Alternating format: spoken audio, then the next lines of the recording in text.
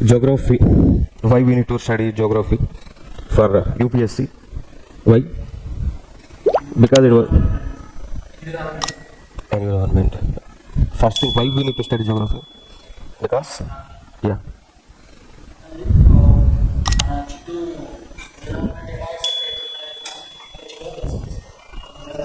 It was in the syllabus. Why we need to study geography? It was in the syllabus. So without the syllabus, we don't need to read it. First thing is that. Coming to that, is geography helpful for the administrator? For example, if you have posted as DM, district magistrate or district collector, is it useful for you? Definitely, it will be useful for you. For example, if you are posted in any area, first thing that you have to know about those geographical information.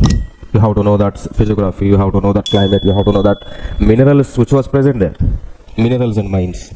For example, if you have posted in, like for example in Kadapa, what is the famous for Kadapa?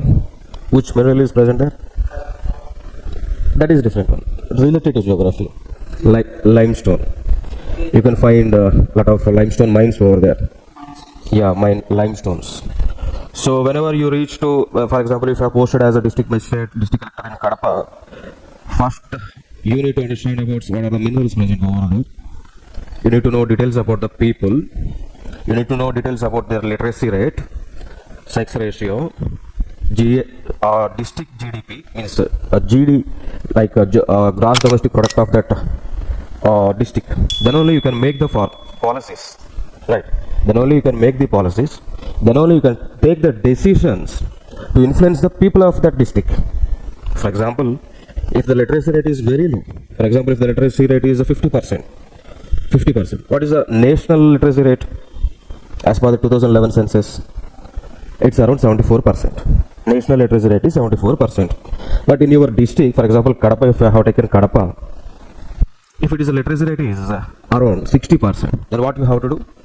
You have to provide facilities to the school department, and also you have to find the dropouts. Why the dropouts were? Why our literacy rate was low? In general, what might be the reason for low literacy rate? Lack of facilities. That is one of the reason, and lack of awareness among the parents. And also means some parents they don't know the importance of education. So that's why some parents used to send their kids to the work, to the labor work. Okay, that's one of the reason. And also they don't have the facilities, and also they don't have financial support. For example, some parents are sending their kids to the work for why? What's the reason behind it? For the money. So if the parents has sufficient amount of money in their pockets, then those parents can send their kids to the schools. Okay. So for that, what as a district magistrate you can do? Provide the facilities. Like for example, if those parents belongs to BPL card holders, below poverty line card holders, so ultimately they are eligible for MG Narega scheme. What are the eligibility criteria for MG Narega scheme? Mahatma Gandhi National Rural Employment Guarantee Act. In Telugu we call it as Karuvu Pani. ఊర్లో కరువు పని ఉంటుంది. So దాన్ని MG Narega act ప్రకారం 2005లో ఒక చట్టం చేసి దాని ద్వారా స్కీమ్ లాంచ్ చేసుకుంది, గవర్నమెంట్ లాంచ్ చేశారు. సో ఇక్కడ మనం ఫైండ్ అవుట్ చేస్తాం. సో బీపీఎల్ కార్డ్ హోల్డర్ కాబట్టి ultimately they are eligible for the MG Narega scheme. Means so as a district magistrate you can ask to join in MG Narega scheme, so that they will get around almost 100 days of work, and also for that work they will be paid by the government. Means those parents will have sufficient of amount in their hands. So ultimately then those parents, what they will do? They will send their kids to the school, so that literacy rate will be increased. Okay. So finally what I mean to say here is that if you know the profile of the students, means if you know the district profile, district demography, then you are able to take the proper decisions. Understood? Then you are able to take the proper decisions to make that district as a developed or else developing district. So that's why here geography plays an important role here. Okay, so that's one of the reason. So means here, if you study the geography here in our classes, you can use that subject in your administration. If you have become, it means if you have cleared the service, if you got the service, you can use whatever information learned in our classes in your administration purpose. And also you can make for policies as well. As we move on, we will discuss about rural development, urban development, policies related to rural development, policies related to urban development, and also we will study about economic geography. In that economic geography, we will cover various aspects related to economic issues of the nation. So that whatever the information that I'm going to give in our class, you can use it in your administration. Okay, as well as you will clear the service. And one more thing is that, see here, if you see the syllabus of UPSC, if you see the syllabus of prelims, there is a syllabus called Geography of India and World. Right. So here, so in prelims also geography is there. You need to read. And coming to here mains, if you see paper 2, that is a GS1, General Studies 1. What is the syllabus of it? History, art and culture, along with that geography is there. So if you read geography here, it will be useful for your mains in GS paper 1 as well. And after that, if you read environment, even environment, ecology, disaster management also, I'm going to deal. Even though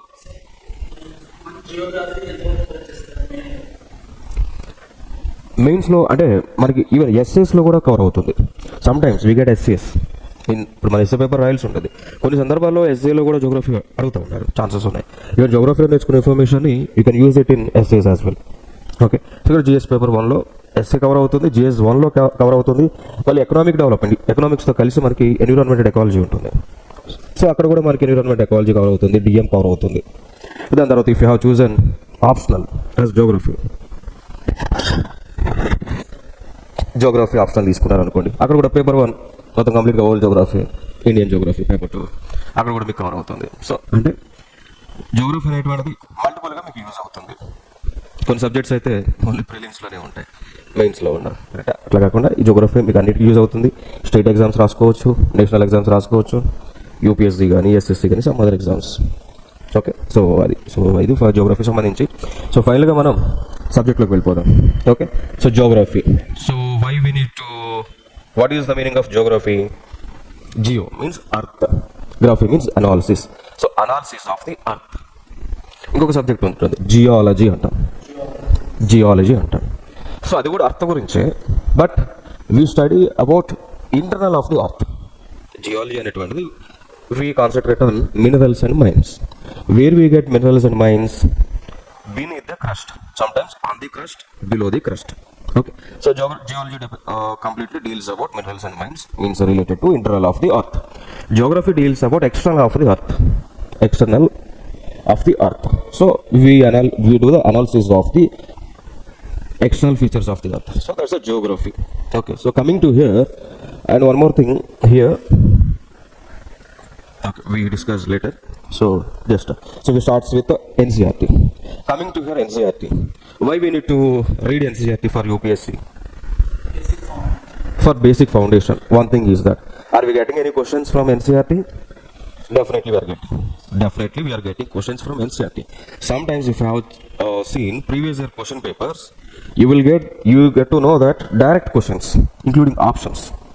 Direct questions and its options are from NCERT textbooks. And also mains questions. If you see in geography optional paper questions, some questions are directly from NCERT textbooks. So that's why NCERT plays a crucial role in cracking the UPSC civil services.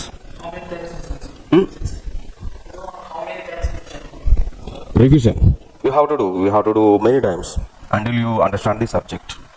Okay, so you have to completely understand the subject. You need to understand it.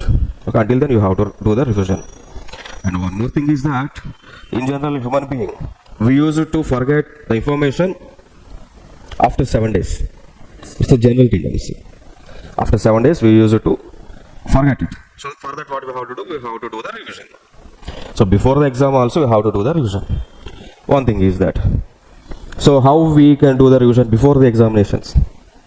Because time is very less, you have to cover all the syllabus. So for that, what is the tool that you can use for the revision? What is the tool? Your notes.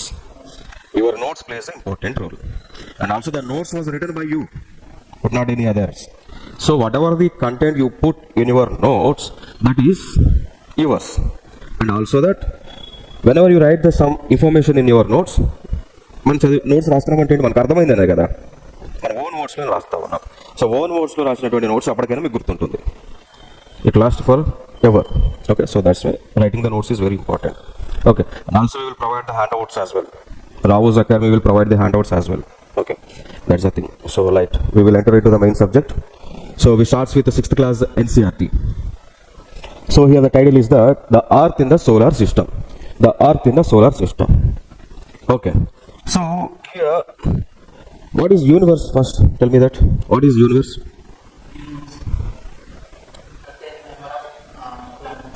Contains number of planets.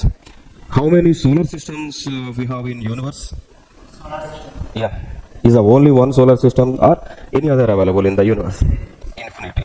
We cannot say that only these number of solar systems are present in the universe, because as of now we don't have that much technology. Universe is an unlimited one. There is no limit. There is no boundary for it. So as we keep on moving away from the surface of the earth, we will go there. There is no limit for it. There is no boundary for it. And also we don't know that how far it was extended. How far universe was extended. Means universe is unlimited, infinity.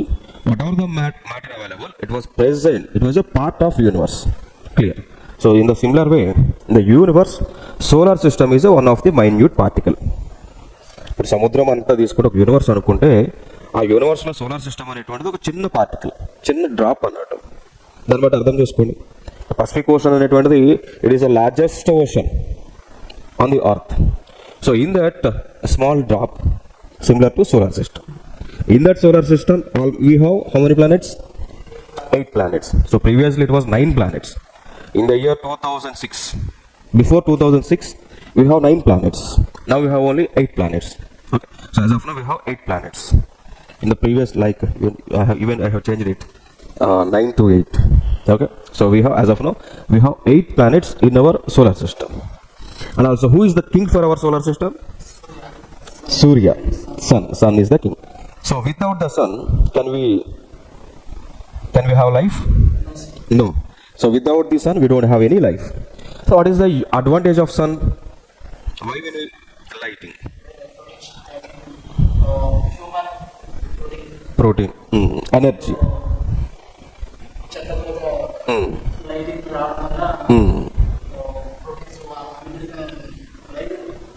Oh no.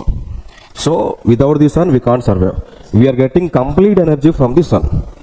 We are getting the energy from the sun, and that energy is transferring from one living organism to other living organisms in a cyclic manner. For example, in general we get the sunlight. So whatever the sunlight we are getting, not we, plants. So plants makes the food with the help of the sunlight. Do you know that? There is a process called photosynthesis. With the help of photosynthesis, plants are making their food. Means what are the components? We can say that H2O, by using water, by using carbon dioxide, in the presence of sunlight, and also in the presence of chlorophyll pigment. These plants are making starch, or else we can say glucose, and also emitting some amount of oxygen as well. If you see the equation of photosynthesis, what is the equation? Okay, CO2 plus H2O gives rise to, I will write.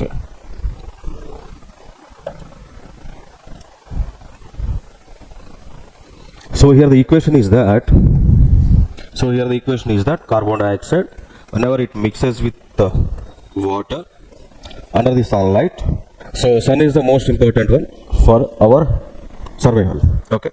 So here from the sun, energy is transmitted from plants to animals to human beings to some other animals, higher end carnivores.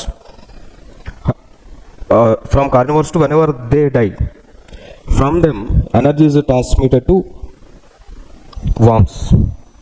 And for example, if any human being or else any animal dies, what will happen? ఏం జరుగుతుంది? కులిపోతుంది. So కులిపోయిన తర్వాత వెంటనే worms వస్తాయి, పురుగులు వచ్చేస్తుంటాయి. So మన దగ్గర నుంచి energy అనేటువంటి పురుగులు ట్రాన్స్మిట్ అవుతుంది. పురుగుల దగ్గర నుంచి అయిపోతే వాళ్ళ ఎనర్జీ అంతా కూడా in form of nitrogen, form of methane, and again it will be go back to the sun, and again energy circulate అవుతూ ఉంటుంది. So sun is the most important thing for survival of all the animals, trees, plants, worms, everything. Okay, so that's the thing. So here, one of major important one is the sun, right? So yeah, that the title of this chapter is that the earth in the solar system. Okay, so we see here. So sun is the main reason for formation of any planets, and there are some theories. As we move on, we will discuss about some theories related to how the sun was came into existence, how the planets came into existence, like a dwarf theory, nebular theory, and also Big Bang theory. We will discuss as the time passes. Okay, right. So then after that, first we will discuss about planets. Okay, so as of now, how many planets we have? We have 8 planets. What are those planets? Mercury, Venus, Earth, Mars. We have to know the sequence. Okay, so first planet is that Mercury, second one is Venus, third planet is the Earth, fourth is Mars, fifth is Jupiter, fifth one is the Jupiter. Then after that Jupiter we will find Saturn, Uranus, Neptune. Okay, so as of now we have 8 planets. Before 2006 we have 9 planets. So that 9th planet was Pluto. So after 2006 Pluto was not a planet. Then what it is? It was a dwarf planet. Dwarf means మరుగుజ్జు అంట, చిన్నగా ఉంటారు కదా. So age తగ్గట్టు పెరగనటువంటి వాళ్ళు ఉంటారు కదా. So అట్లా ప్లూటోని dwarf ప్లానెట్గా designate చేశారు 2006లో. ఎవరు? ఇంటర్నేషనల్ ఆస్ట్రానామికల్ యూనియన్ వాళ్ళు. ఎక్స్పాండ్ అవుతుంటాయి, అన్ని ప్లానెట్స్ కూడా ఎక్స్పాండ్ అవుతుంటాయి. But expansion rate is very slow. For example, what is the age of our earth? As for our information, age of Earth is approximately, not exactly, approximately 4.8 billion years. Billion years. Approximately. Age of Earth is 4.8 billion years. In some textbooks it will be 4.6, 4.7, 4.8, 4.9. Whatever the figure is, on an average 4.8 billion years age. What is the lifespan of us human beings? Maximum 120, 130. Some persons may live up to 150 years. On an average, India's lifespan is 67 years. 67.5 is the life expectancy of Indians. 67 years.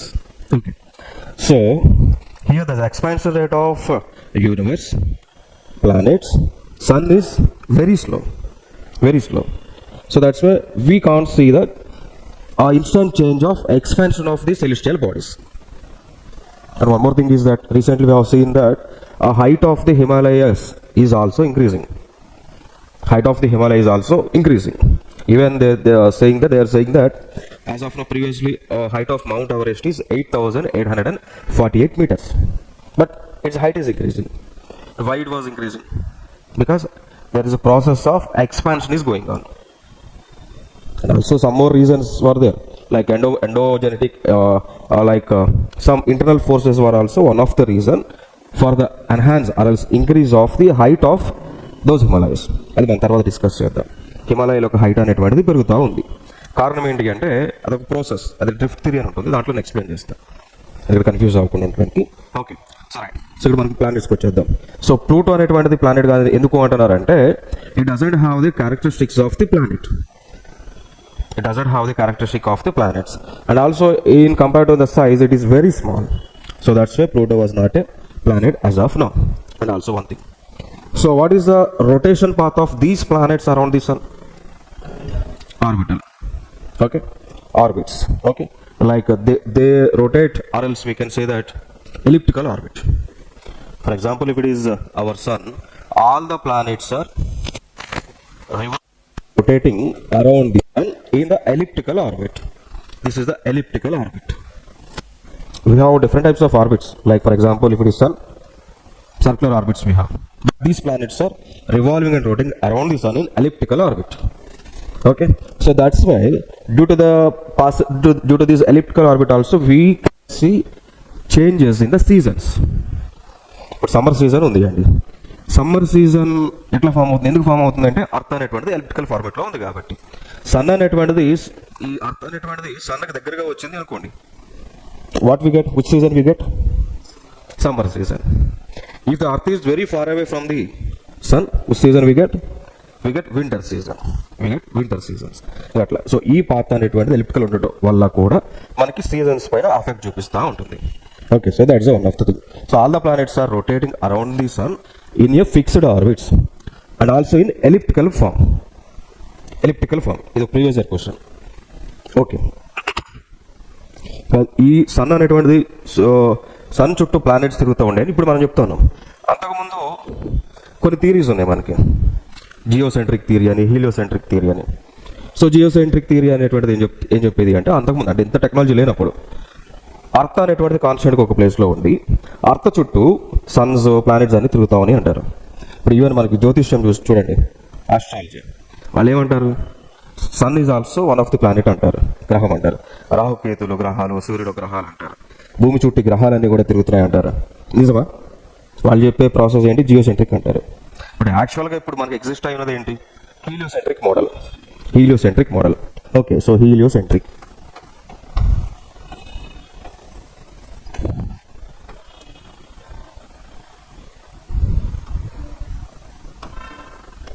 Okay, so as of now we have heliocentric model. Okay, so helio means sun, right?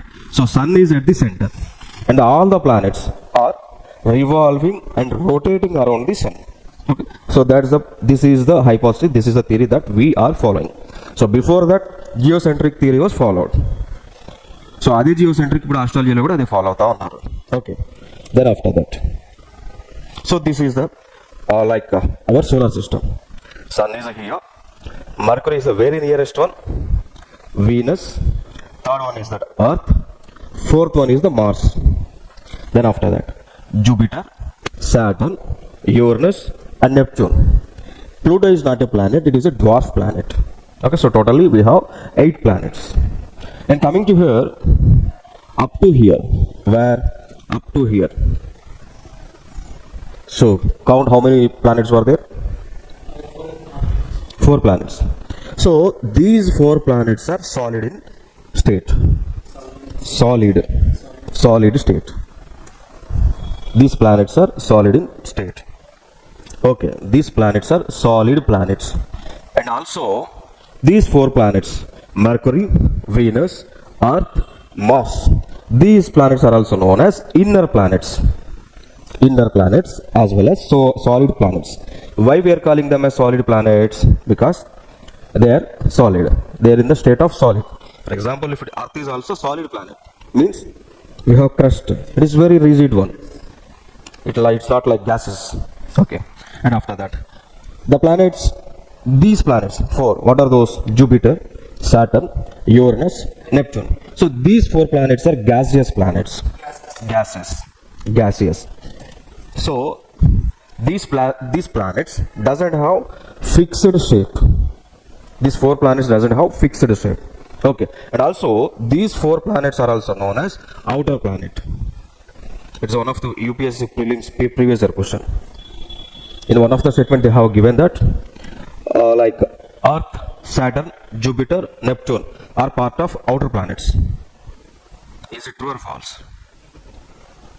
They have given Earth, Saturn, Jupiter, Neptune. They have given one of the statement in UPSC prelims as outer planets. Is it true? No. Why? Because Earth is inner planet. So that's this type of questions we are getting. It's simple. If you see, in general, whatever the information I given, it is a simple one. It's not a tougher one. But in the UPSC, what will happen? They're twisting the subject. Okay, so that's why every point is here. మనం చూడడానికి ఇది just planets కదా, simple గా ఉందనుకుంటున్నాం, but యూపీఎస్సీలో questions వస్తూ ఉన్నాయి. 300 కాదు, separate union అది యాక్చువల్గా వాళ్ళకి సపరేట్ టీమ్ ఉంటుంది. ఆల్మోస్ట్ 100 ఫ్యాకల్టీస్, 100 మెంబర్స్ టీమ్ ఉంటుంది. Their work is only to prepare the questions, only questions. They have 100 members of team for UPSC. Their work is to prepare only questions across the year. They won't work anywhere. Their work is only to prepare the questions. So that's why UPSC questions are very tough. And also some questions we cannot find in the Google as well. Even artificial intelligence also failed to answer the questions given by UPSC in prelims. Last year 2024 we have checked that we have matched the questions with artificial intelligence. Means we have given all that 100 questions to AI, ChatGPT was failed to give the answers that questions. Then after that we have given that questions to Gemini, means Bard. Even Bard also failed to give the answers to the questions. So that's the tricks they will create in these examinations. Okay, that's it. And also we can say that UPSC is the world's toughest exam. If you clear the UPSC service, UPSC civil services, it is equal to clearing, means it is equal to clearing of 11 PG exams, 11 MES, 11 Master of Arts. That's the greatness. Okay, so fine. Next after that, planets. In our solar system, there exists a total of 8 planets. We have 8 planets. So these 8 celestial bodies are named as Mercury, Venus, Earth, Mars, Jupiter, Uranus, Neptune. Totally we have 8 planets. So Pluto is a dwarf planet. Okay, that's the thing. So finally, each of these planets follow a defined orbit while revolving around the sun. So like they follow the elliptical orbit. All the planets follow the elliptical orbit. Okay. Then after that, like Mercury. Mercury is a planet. It is the nearest planet to the Earth. What is the nearest planet to the Earth? Mercury. It was also one of the previous question. Mercury is the very nearest planet to the Sun. What is the hottest planet in the solar system? No. What is the hottest planet? Hottest planet, Sun. Oh no, Sun is not a planet, it is a star. Sun is a star. Mercury, hottest planet. Mercury is not the hottest planet. Then in general మనకు తెలిసింది ఏంటి, సూర్యుడికి దగ్గరగా ఉంటే వేడిగా ఉంటాం, చాలా వేడిగా ఉంటుంది. మరి మర్క్యూరీ చాలా దగ్గరగా ఉంటుంది కదా సూర్యుడికి, వేడిగా ఉండాలి కదా. But it is not the hottest planet. Venus is the hottest planet. Note it down, very important. So among all the planets of the solar system, Venus is the hottest one. Venus planet is the hottest one.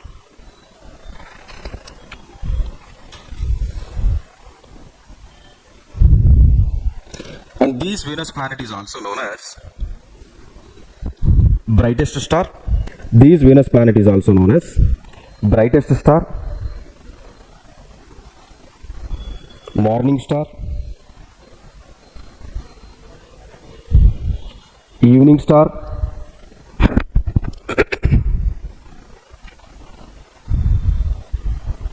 okay, morning star, evening star, brightest star. Why we are calling these Venus as with these names? Because if you see in the sky, if you see in the sky, you can see Venus. In the morning, you can see in the morning time, you can see in the evening time as well.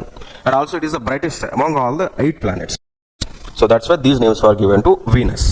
Okay. And also, Venus is also known as twin of the Earth. Venus planet is also known as twin of the Earth. Why Venus planet is called as twin of the Earth? Because its shape and size.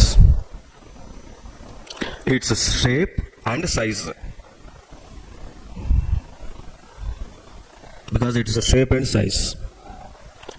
But not environment.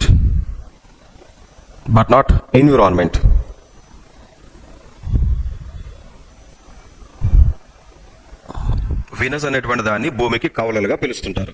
కారణం ఏంటి అంటే కేవలం size, shape మాత్రమే similarity ఉంటుంది. ఎన్విరాన్మెంట్కి సంబంధించి similarity లేదు. Venus పైన అంతా కూడా పాయిజనస్ గ్యాసెస్ ఉన్నాయి. వీనస్ పైన అంతా కూడా సల్ఫర్ లాంటి పాయిజనస్ గ్యాసెస్ ఉన్నాయి. ఓకేనా? సో అందుకోసం వీనస్ పైన human being survival is highly impossible. Okay, that's the major difference. This is also UPSC PYQ, previous PYQs. Okay, then after that and also here coming to Pluto. What is the remove it. So Pluto is a dwarf planet, and also it was the farthest planet from the sun. Farthest, far, very far, దూరం, చాలా దూరంగా ఉంటుంది Pluto అనేటువంటిది. Okay, so దాని తర్వాత Pluto కాకుండా కొన్ని మనకి ప్లానెట్లను డ్వార్ఫ్ ప్లానెట్గా గుర్తించారు. Like 2003 UB313. ఓకే, సో ఇవన్నీ కూడా కొన్ని డ్వార్ఫ్ ప్లానెట్స్ మనకున్నాయి. 2003 UB313 with that series along with that. So ఇవన్నీ కూడా డ్వార్ఫ్ ప్లానెట్స్. అంటే డ్వార్ఫ్ ప్లానెట్స్ అంటే ఇవి కూడా అర్త్ చుట్టూ కూడా రొటేట్ అవుతూ ఉన్నాయి. నాట్ అర్త్, సన్ చుట్టూ కూడా రొటేట్ అవుతూ ఉన్నాయి డ్వార్ఫ్ ప్లానెట్. కాకపోతే ప్లానెట్కి ఉన్నటువంటి లక్షణాలు లేవు, ప్లానెట్కి ఉండాల్సినటువంటి క్యారెక్టరిస్టిక్స్ అనేటువంటివి వీటికి లేవు. అందుకే డ్వార్ఫ్ ప్లానెట్స్ అంటాం. డ్వార్ఫ్ ప్లానెట్స్ ఓన్లీ 2 ఉన్నాయంటే చెప్పలేం. There might be chance, but we doesn't have equipment to find out them. He doesn't have the equipment to find out them. Next after that, okay, the sun is at the center of the solar system. And what is the distance between sun and earth? What is the distance between sun and earth? And it's around 150 million kilometers. The distance between the sun and the earth is 150 million kilometers. Is one of the thing. And also the sun is comprises of hydrogen gas. Sun is comprises of hydrogen gas along with that helium. Okay, so in general on the surface of the earth nuclear reactions was happening. Sun పైన మనకు అంత temperatures ఎందుకు వస్తూ ఉంది అంటే nuclear reactions జరుగుతూ ఉన్నాయి. So nuclear reactions అనేటువంటి జరగడం ద్వారా, అంటే ఇక్కడ మనం ఎట్లా ఏం చెప్పినాం, హైడ్రోజన్ ఉంది అన్నాం. సో హైడ్రోజన్ 2 మాలిక్యూల్స్ కూడా బొంబార్డింగ్ అవుతూ ఉంటాయి. కంటిన్యూస్గా బొంబార్డింగ్ అయినప్పుడు it emits lot of energy. Not a little bit energy, lot of energy. ఇప్పుడు మనకి జపాన్ దేశంలో అమెరికా వాళ్ళు నాగసాకి, హిరోషిమా ప్రాంతాలపైన ఆటం బాంబ్స్ వేశారు. చిన్న బాంబ్స్ అవి ఇంత ఉంటాయి. చిన్న రియాక్షన్ అక్కడ జరిగింది. ఇప్పటికీ కూడా దాని ఎఫెక్ట్ ఇప్పటికీ ఉంది.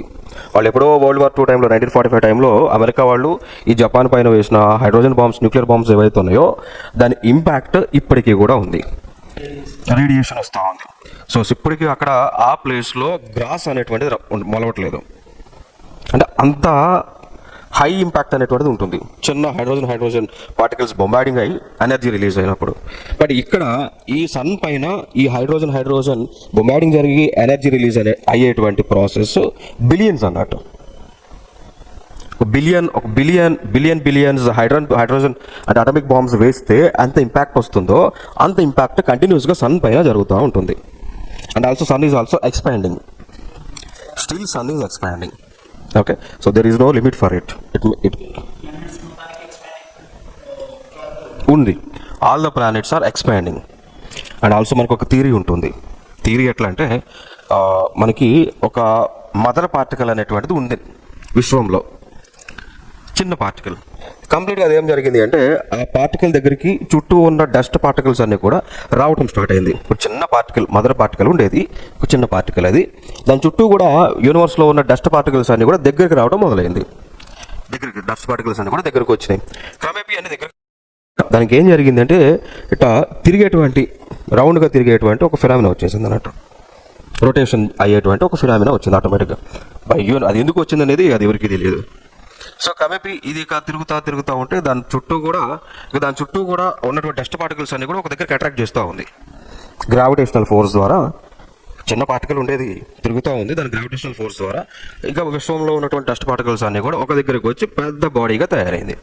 పెద్ద బాడీగా తయారైన తర్వాత వన్ ఫైన్ డే దానిలో బ్లాస్ట్ జరిగిందంట. విశ్వంలో ఉన్నటువంటి డస్ట్ పార్టికల్స్ అన్నీ కూడా ఒక దగ్గరకు వచ్చిన తర్వాత వన్ ఫైన్ డే దానిలో బిగ్ బ్లాస్ట్ అయింది. Big bang, big blast, big bang. Blast అయిన తర్వాత ఆ పార్టికల్స్ ఏదైతే పెద్ద పార్టికల్ ఉందో బ్లాస్ట్ అవడం ద్వారా ఇవన్నీ చిన్న చిన్న ముక్కలుగా మారినాయి. అర్థమైందా? ఆ చిన్న చిన్న ముక్కలు మళ్ళీ క్రమేపీ ఇవన్నీ కూడా తిరుగుతూ ఉన్నాయి, ఇంకా మళ్ళీ రొటేషన్ అవుతూ ఉంది. ఇది ఇక్కడ ఉంది, దీని చుట్టూ రొటేషన్ అవుతూ ఉన్నాయి. టైం పాస్ అయ్యే కొద్దిగా ఇక్కడ ఉన్నటువంటి డస్ట్ పార్టికల్స్ ఏవైతే ఉన్నాయో వీటికి జాయిన్ అవుతూ వస్తూ ఉన్నాయి. అర్థమైంది కదా ప్రాసెస్? ఈ చిన్న చిన్న ముక్కలే ఇప్పుడు ఉన్నటువంటి ప్లానెట్స్. బిగ్ బ్యాంగ్ థియరీ చెప్పలేము, ఇంకా అది ఏమైనా జరగవచ్చు. ఎప్పుడు జరిగింది అనేది చెప్పలేము, జరిగిద్ది అనేది కూడా చెప్పలేము. ఎందుకంటే మన దగ్గర ఉన్న టెక్నాలజీ ఎంత, ఆఫ్టర్ ఆల్ మన దగ్గర ఉన్న టెక్నాలజీకి ఇప్పటికి మనము అర్త్ తవ్వింది ఎన్ని కిలోమీటర్లో తెలుసా? 12 kilometres.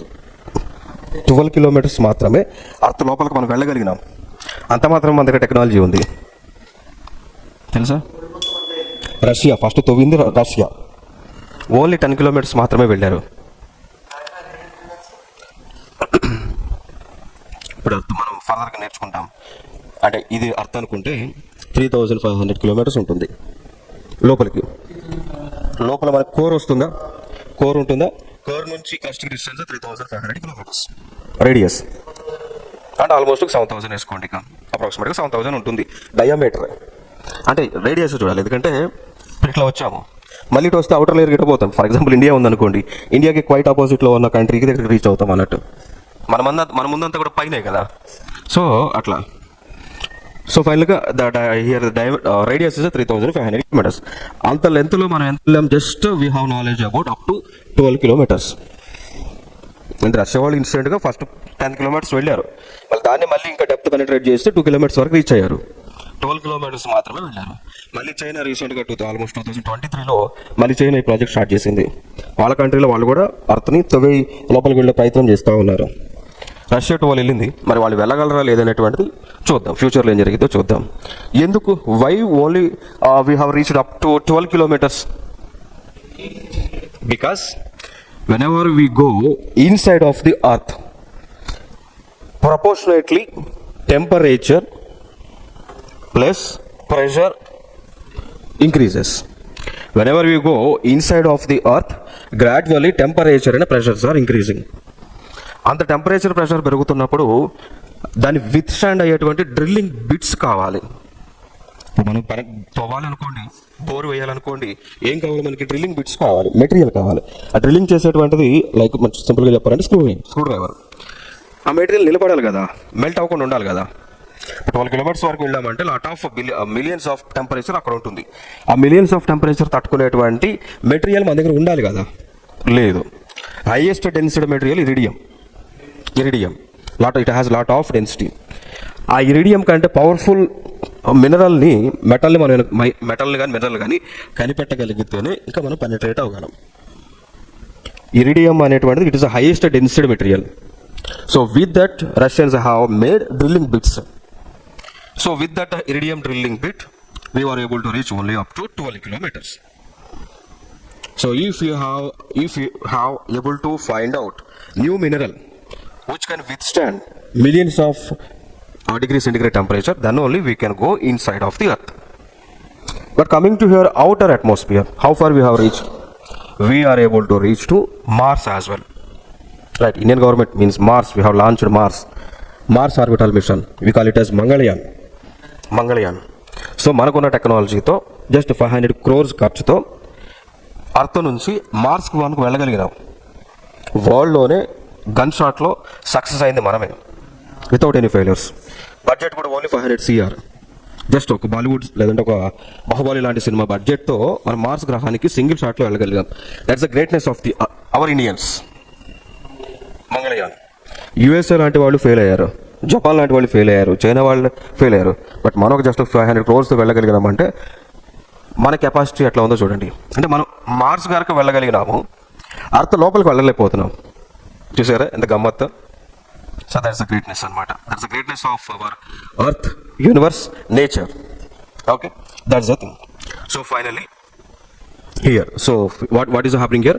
Hydrogen and helium reactions are happening. Hydrogen is bombarding with hydrogen, releasing vast amount of energy. So those energy is emitting from the sun towards the planets. ఇంకా అదే మనం సోలార్ ఎనర్జీ అంటున్నాం. ఓకేనా? So ఎనర్జీనే solar energy అంటాం. So does it have limit? No limit. It is unlimited one. Day and night, sun is burning. Day and night, sun is emitting the energy. Coming to here. Then why we are getting only sunlight during the daytime? Why not during the night time? Because the earth is rotating and revolving. So that's why we are getting day and nights. During night time, we are not getting sunlight. The remaining countries, which is facing towards the sun, they are getting the energy. Okay, so that's the thing. If earth stops the rotation, what will happen? Then there won't be any gravity. Okay, so then there won't be any gravity. If there is no gravity, everyone will fly in the sky and they start to rotate around the earth. That will happen. Okay, so that's one of the thing. And coming here, some more facts related to Mercury. Mercury is the planet nearest to the sun. Okay, and it is also smallest planet. What is this? If anyone asks what is the smallest planet among the solar system, what you have to say? Mercury. Before 2006, Pluto was the smallest one, but it was not planet. So that's why now we are considering Mercury is the smallest one. Okay, so that's the thing. And Mercury has a rocky surface and no atmosphere. Mercury has rocky surface because it is one of the solid planets. Mercury is one of the solid planets. So that's why Mercury has a solid surface or rocky surface. It doesn't have any atmosphere. And also, Mercury has various extreme temperature variations. It has extreme temperature variations. Okay, and after that, Venus. So Venus is the second planet from the sun. And also, this Venus is regarded as twin of the earth because size and composition, Venus is similar to the earth. Okay, but not atmosphere. ఎందుకంటే previous మనకు ప్రిలిమ్స్లో అడిగి ఉన్నారు, but not atmosphere. Then after that, Venus has a thick atmosphere composed mainly of oxide. అడగొచ్చు, why Venus is very hottest planet among the solar system? Because it has carbon dioxide. It has a carbon dioxide as a thick blanket. Okay, doubt వస్తుంది, carbon dioxide ఉంటే అంత heat ఉంటుందా అని. ఉంటుందా? ఉంటుంది. ఇప్పుడు this carbon dioxide is also one of the green house gas. Can you say examples for green house gases? Can you say? Sun అంటే వేడి వల్ల ఉష్ణాన్ని క్రియేట్ చేసేవి, వేడిని క్రియేట్ చేసేవి carbon dioxide, green house gases. ఇవన్నీ కూడా సల్ఫర్ డైఆక్సైడ్ కానీ, నైట్రోజన్ ఆక్సైడ్స్ కానీ, కార్బన్ మొనాక్సైడ్ కానీ, క్లోరోఫ్లోరో కార్బన్స్ అంటాం, సిఎఫ్సీస్ అంటాం. ఇవన్నీ కూడా గ్రీన్ హౌస్ గ్యాసెస్, గ్లోబల్ వార్మింగ్కి రీజన్ అన్నట్టు. CO2 కూడా గ్రీన్ హౌస్ గ్యాసే కదా, అంటే గ్లోబల్ వార్మింగ్కి రీజనే కదా. మరి వీనస్ పైన అంత కార్బన్ డైఆక్సైడ్ ఉన్నప్పుడు automatically it generates more amount of heat. Okay, so that's one of the thing. For example, ఒక క్లోజ్డ్ రూమ్లో ఒక 100 మందిని కూర్చోబెట్టాము అండి. There is no AC and fans. More CO2 will be released. Then the room will become very, very hot. And there will be depletion of the oxygen. Because whatever the oxygen present over there, the people use it to respire it, inhale it. Then there won't be any oxygen ultimately. And also, whenever the person inhales oxygen, ultimately he exhales the carbon dioxide, emits the carbon dioxide, which ultimately the person will die. మనకి హిస్టరీలో కూడా కొన్ని మనకు చదువుతాము. ఒక strategy ఉంటుంది, black room strategy అని ఉంటుంది. దానిలో బ్రిటిష్ వాళ్ళని మన వాళ్ళు ఏం చేశారంటే 100 మంది 200 మందిని ఒక రూమ్లో, క్లోజ్డ్ రూమ్లో పెట్టి తాళాలు వేసి పడేశారు. బ్రిటిష్ వాళ్ళు మొత్తం చచ్చిపోయారు, తెల్లవారికి మొత్తం చచ్చిపోయారు. ఎందుకంటే ఆక్సిజన్ లేదు కదా, మొత్తం కార్బన్ డైఆక్సైడ్ కదా, క్లోజ్డ్ రూమ్లో చనిపోయారు అన్నట్టు. అట్లా ఎందుకంటే కార్బన్ డైఆక్సైడ్ ఎక్కువ ఉన్నా కానీ హీట్ జనరేట్ చేసి మనుషుల్ని అన్కాన్షియస్ స్టేట్లోకి తీసుకెళ్తుంది అన్నట్టు. అదొక reason. Right, so it has a greenhouse effect, making it the hottest planet in the solar system. Right, so that's the information. Next after that. So next, coming to Earth. Earth is the third nearest planet to the sun. And also, it is the 5th largest planet in terms of size. size, it is the fifth one. What is the largest planet in the solar system? Largest one, Jupiter. Jupiter is the largest planet among all the planets of solar system. And coming to here, our Earth is the fifth largest one. Okay, and also it is the third nearest planet from the sun. First one is Mercury, second one is Venus, and third one is Earth. Fourth is Mars. Then after that Jupiter. Sixth is Saturn, Uranus, seventh, Neptune, eighth planets. Okay, that's the thing. And coming to here, this Earth is regarded as blue planet. Why? Yeah, it has almost 70% of the water. Almost 72, like that it will be there. Approximately 72%. So our Earth has 72% of the water. And as of now, there is a threat that the percentage of water is increasing on the Earth. Do you know that? The percentage of water is increasing on the Earth. From where we are getting this water? Yeah, the glaciers are melting. Due to the melting of glaciers, sea level is rising. Why glaciers are melting? Due to global warming, due to the pollution. Due to the pollution, glaciers are melting. It ultimately leads to the increase of the sea level. What sea level increases? Yeah. So if sea level increases, whatever the countries, whatever the places present near the coastal bodies will be submerged under the water. And there is some phenomenon, there is some scientists are nowadays saying that there is a chance of submerging of complete Mumbai city. Complete submerging of Mumbai city under the water because sea level is increasing. And also recently we have seen that Indonesia had changed its capital. Do you know that? Now Indonesia's new capital is Nusantara. Indonesia's new capital is, what is the capital of Indonesia? So it's changing, Indonesia is changing its capital. Okay, so previous capital was Jakarta. Indonesia's capital was Jakarta. Old one.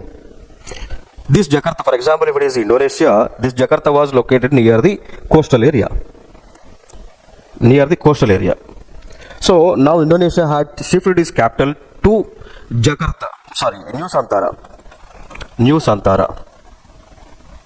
Wait, it was changed to Nusantara. Clear. So where was this Nusantara? Indonesia. It is at the center.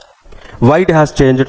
Why Indonesia has changed its capital from Jakarta to Nusantara? Because sea level is increasing. And Indonesian government had predicted that coming 100 years, Jakarta will be submerged under the water. So that's why they have shifted this capital to the internal area. There is chances. Okay, even within 200-300 years, Japan may submerge under the water. Japan is also island nation. It is going to submerge under the water. Not island nation, means it has a what you can say coastal areas. Okay, there also sea level is increasing. Okay, so that's where. So finally, what is the negative impact of sea level rising? The land will be submerged under the water. Cities, countries will be disappear from the old map. There is a chances that. Okay, so finally, why Earth is called as blue planet? It has the water. Means water having means we can call it as blue? No. One main reason is that if you see this planet from the sky, from the far away, it resembles us in this color, blue color. So ఇక్కడ మీకు బ్యాక్గ్రౌండ్లో earth కనిపిస్తుంది చూడండి. ఏ కలర్లో కనిపిస్తుంది చూడండి, బ్లూలో కనిపిస్తుందా? So water ఉంది కాబట్టి టోటల్ ఇంటర్నల్ రిఫ్లెక్షన్ అనేటువంటి జరుగుతుంది. దానివల్ల అంటే మనకు ఎన్విరాన్మెంట్లో టీఏఆర్ రియాక్షన్స్ జరుగుతాయి. టోటల్ ఇంటర్నల్ రియాక్షన్స్ జరిగి ఈ వాటర్ అనేటువంటిది దూరంలో చూసినప్పుడు బ్లూ కలర్లో కనిపిస్తుంది మనకి ఈ విధంగా. So that's why earth is regarded as blue planet. Okay, so water ఉంది కాబట్టి బ్లూ ప్లానెట్ అని కాదు, కానీ చూస్తే ఈ కలర్లో కనిపిస్తుంది కాబట్టి బ్లూ ప్లానెట్ అంటాం. ఓకేనా? So that's the thing.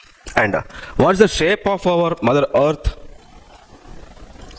Shape, what is the shape of earth? Circle అని చెప్పలేం, సర్కిల్ కదా, geoid, geoid, GEOID. Okay, the shape of our earth is geoid. అంటే జియాయిడ్ మీకు డ్రా చేయాలంటే ఇట్లా ఈ విధంగా ఉంటుంది. ఇక్కడ పోల్స్ దగ్గర ఫ్లాట్ ఉంటుంది.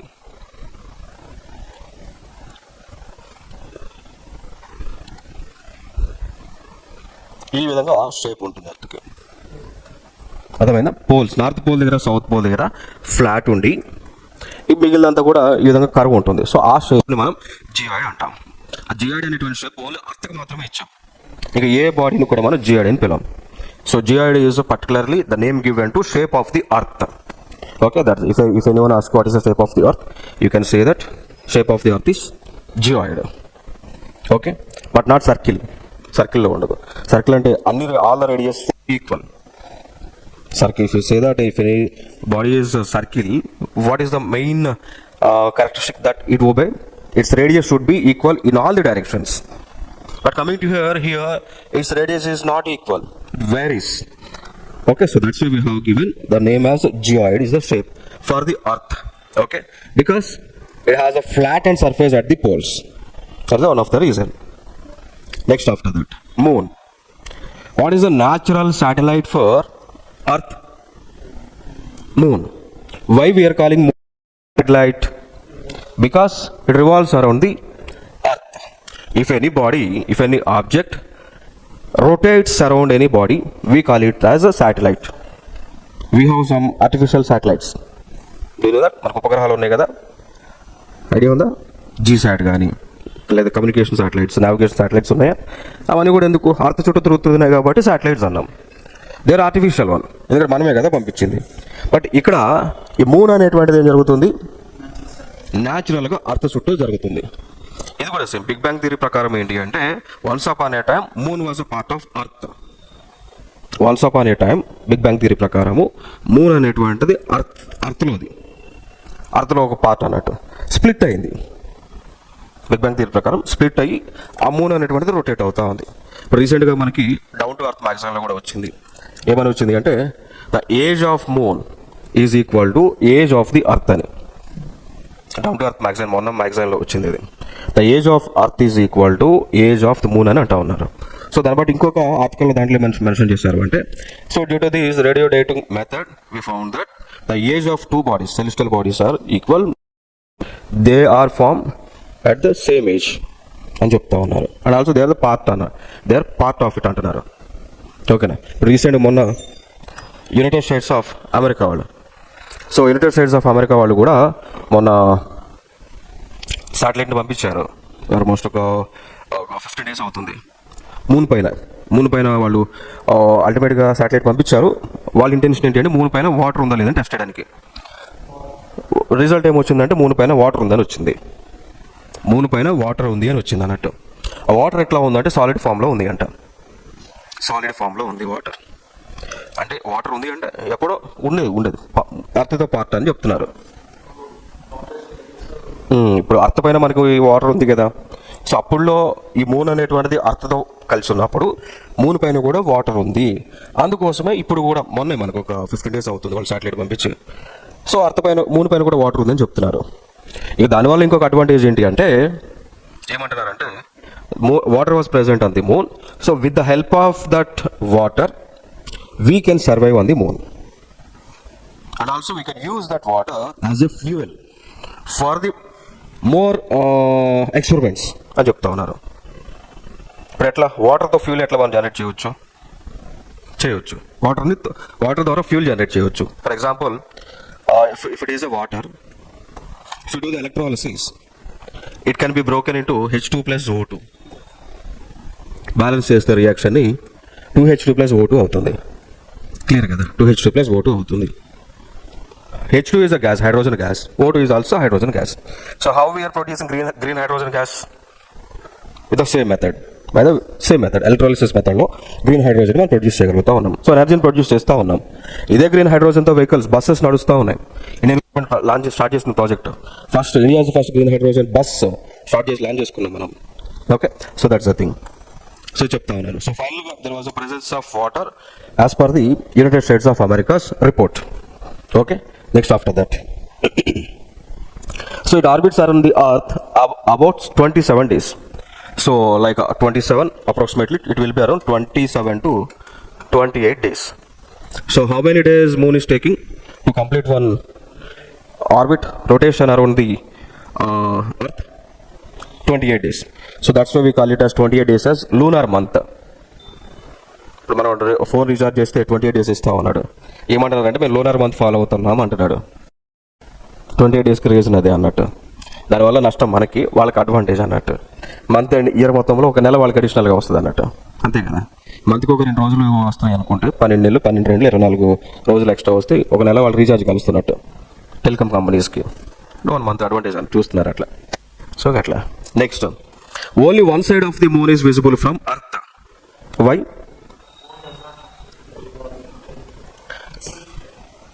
So moon rotates around the earth. In a similar way, earth is also rotating around the sun. So ఇక్కడ ఏం జరుగుతుంది అంటే మూన్ అనేటువంటిది మనకి ఎందుకంటే అప్పుడు ఫర్ ఎగ్జాంపుల్ నేను అర్త్ అనుకోండి, మూన్ ఉంది. మూన్ కంటిన్యూస్గా రొటేట్ అవుతూ ఉంటే మనం కాన్స్టెంట్గా ఉండి, అర్త్ కాన్స్టెంట్గా ఇట్లానే ఉన్నా మూన్ అక్కడ తిరుగుతూ ఉంది అంటే మనకు మూన్ అంతా కంప్లీట్గా కనిపిస్తుంది. క్లియర్ కదా. అక్కడ మూన్ తిరుగుతుంది, అర్త్ నేను తిరుగుతా ఉన్నా. ఇక్కడ నుంచి ఇక్కడ దాకా వచ్చి ఇట్లా వస్తే ఇక్కడ దాకా నాకు మూన్ కనిపిస్తుందా? కనిపిది కదా. సేమ్ అదే జరుగుతుంది. సో అందుకే మనకి మూన్ కొంత టైం మాత్రమే కనిపిస్తుంది అన్నట్టు. అది కూడా తిరుగుతుంది, దాని చుట్టూ అది తిరుగుతుంది. మూన్ తన చుట్టూ తాను తిరుగుతుంది, భూమి చుట్టూ కూడా తిరుగుతుంది. నేను అర్త్ కూడా అదే చేస్తూ ఉంది. మన తన చుట్టూ తాను తిరుగుతూ ఉంది, దాంతోపాటు సూర్యుడి చుట్టూ కూడా తిరిగి వస్తూ ఉంది. హాఫ్ మూన్ కనిపిస్తుంది అట్లా. నెక్స్ట్ ఆఫ్టర్ దట్ చూడండి, ఇక్కడ మూన్ ఫేజెస్ చూస్తే ఇది అర్త్ అనుకుంటే ఒక టైంలో ఫుల్ న్యూ మూన్ ఏముండదు, ఫుల్ మూన్ మొత్తం కనిపిస్తుంది. అట్లా ఈ ఫేజెస్లో మనం చూస్తాం కదా, అప్పుడు ఆకాశంలో చూస్తే ఇక్కడ ఈ బ్రైట్ కలర్ చూసారా, ఇది మాత్రం మనకు కనిపిస్తుంది. అంటే ఇది లేదా అంటే లేదా ఉంది. Why we are not able to see? Because there is no projection of the sunlight on this body. ఇప్పుడు మనకి ఇక్కడ మూన్ కనిపిస్తుంది ఫుల్గా అంటే కంప్లీట్గా ప్రొజెక్షన్ సన్లైట్ ప్రొజెక్షన్ దీనిపైన పడుతుంది అన్నట్టు. అందుకే మనకు కనిపిస్తుంది. ఇక్కడ ఎందుకు కనిపించట్లేదు అంటే సన్లైట్ ప్రొజెక్షన్ కంప్లీట్గా దానిపైన పడట్లేదు. ఇప్పుడు మూన్ అనేటువంటిది ఓన్గా సన్ ఎనర్జీని ఎమిట్ చేయగలదా? No. Moon is a non-luminous body. Means which it cannot generate energy by itself. Sun is a luminous body. So sun is a luminous body. It can generate its own energy. Okay, so that's the thing. So even all the planets as well as satellites also depended upon the sun for its energy, for its light. That's the reason here. Okay, so these are the moon phases. ఒక నెలలో చంద్రుడు పెరుగుతూ ఉంటాడు, ఒక నెలలో తగ్గుకుంటూ వస్తాడు కదా. చూసారా, ఫస్ట్ 14 days పెరుగుతాడు, నెక్స్ట్ 14 days తక్కువ వస్తాడు. అమావాస్య వచ్చేపాటికి ఓన్లీ ఒక మాత్రమే కనిపిస్తుంది, చిన్నగా కనిపిస్తుంది. అంటే లైక్ చెప్పుకుంటే ఈ టైప్లో కనిపిస్తుంది. Next Mars. So Mars is also known as red planet. It is known as red planet. Why Mars planet is regarded as red planet? What's the reason behind it? Gases. And some metal was present there. That is a ferrous metal. Like we can give the name as ferrihydrate. Ferrihydrate means ferrous was mixed with water. Ferrous means iron. What's the water ఉండేది అప్పట్లో, ఇప్పుడైతే లేదు కదా, అప్పట్లో ఉండేది. Mars, on the Mars. ఇప్పుడు మనం MOM చేసాం కదా, మంగళయాన్ చేసామా, దానిలో వచ్చిన అవుట్పుట్ ఏంటి అంటే previously water was present. Survival అనేది హార్మ్ఫుల్ గాసెస్ ఉన్నాయి అంటున్నారు. హార్మ్ఫుల్, ఇప్పుడు మన దగ్గర ఆక్సిజన్ కావాలి మనం సర్వైవ్ అవ్వాలంటే, బట్ ఆక్సిజన్ అక్కడ లేదు. బట్ కంప్లీట్ అప్పుల్లో వాటర్ ఉండేది అన్నారు. మామూలుకి అవుట్పుట్ వచ్చేసి ఉండేది అన్నారు. ఓకే, అంటే ఆక్సిజన్ ఎంతకంత ఉంటుంది. ఎందుకంటే ఇప్పుడు how water form with help of oxygen నేను H2O. వాటర్ అంటే ఏంటి? H2O కదా, అంటే ఆక్సిజన్ ఉంటుంది కదా. అంటే ఇంకా ఎక్స్ప్లోర్ చేస్తే ఇన్ఫర్మేషన్ దొరుకుతుందేమో, చూద్దాం. Future decides it. Okay, right. So why Mars was regarded as red planet? Because it has ferry hydrate, means ferrous was mixed with water. Hydrate అంటే వాటర్ అనమాట. సో అందుకోసమే రెడ్ ప్లానెట్గా పిలుస్తూ ఉంటాం, రెడ్ కలర్లో కనిపిస్తుంది అన్నట్టు. Okay, next presence of polar ice caps, evidence of past water and ongoing exploration జరుగుతుంది. సో పాస్ట్ వాటర్ ఉంది, గతంలో వాటర్ ఉండేదని చెప్పారు మామ్ ద్వారా మనకు వచ్చిన ఇన్పుట్స్ ఇవి. ఇంకా పోలార్ ఐస్ క్యాప్స్ కూడా ఉండేవట, అంటే polar regions, north pole south పోల్లో ఐస్ ఉండేది. Okay, so and there is a chance of potential destination for human exploration. So human beings ఉండడానికి ఛాన్సెస్ ఉండొచ్చు, ఎందుకంటే వాటర్ ఉంది కాబట్టి ఆక్సిజన్ ఉన్నట్టే మీనింగ్ అన్నట్టు. సో ఫ్యూచర్లో చూద్దాం ఏం జరుగుతుంది అనేది. Next Jupiter. So Jupiter is the largest planet in our solar system. Okay, so why it is very largest one? Because its size and also it has red spots, strong magnetic field, it has strong magnetic field, and hydrogen and helium. This is the Jupiter one. It has hydrogen and helium. Its magnetic field is very huge, and it also its size is very larger. So that's why Jupiter is the largest one. Next, one more planet is Saturn. శని గ్రహం అంటాం. So ఇక్కడ మనం చూసుకుంటే Saturn చుట్టూ కూడా rings ఉంటాయి, చూసారా? Rings ఉంటాయి. ఈ రింగ్స్లోనే మనకి రింగ్స్లోనే న్యాచురల్గా ఉన్న శాటిలైట్స్ మూన్స్ అనేటువంటి రొటేట్ అవుతూ ఉంటాయి. ఇప్పుడు అర్త్కి only one natural satellite is moon, but ఇక్కడ చాలా ఉన్నాయి.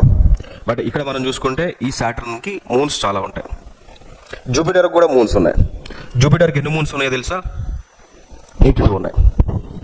ఇప్పుడు మనకున్నటువంటి ఇన్ఫర్మేషన్ ప్రకారము, రీసెంట్గా ఉన్నటువంటి ఇన్ఫర్మేషన్ ప్రకారం జూపిటర్కు 82 మూన్స్ ఉన్నాయంట. కాకపోతే మొన్నటి వరకు కూడా ఆల్మోస్ట్ 2024 వరకు కూడా జూపిటర్కు మూన్స్ ఉంటాయి అనేది క్లియర్గా తెలియదు. మూన్స్ అనేటువంటిది ఓన్లీ సాటర్న్కే ఉంటాయి అని అనుకునేవాళ్ళం.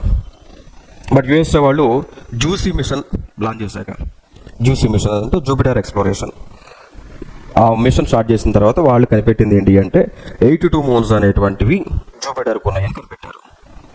ఇప్పుడు ఉన్నటువంటి మూన్స్, హైయెస్ట్ మూన్స్ ఉన్నటువంటి ప్లానెట్ ఏది అన్నప్పుడు Jupiter has the highest moons.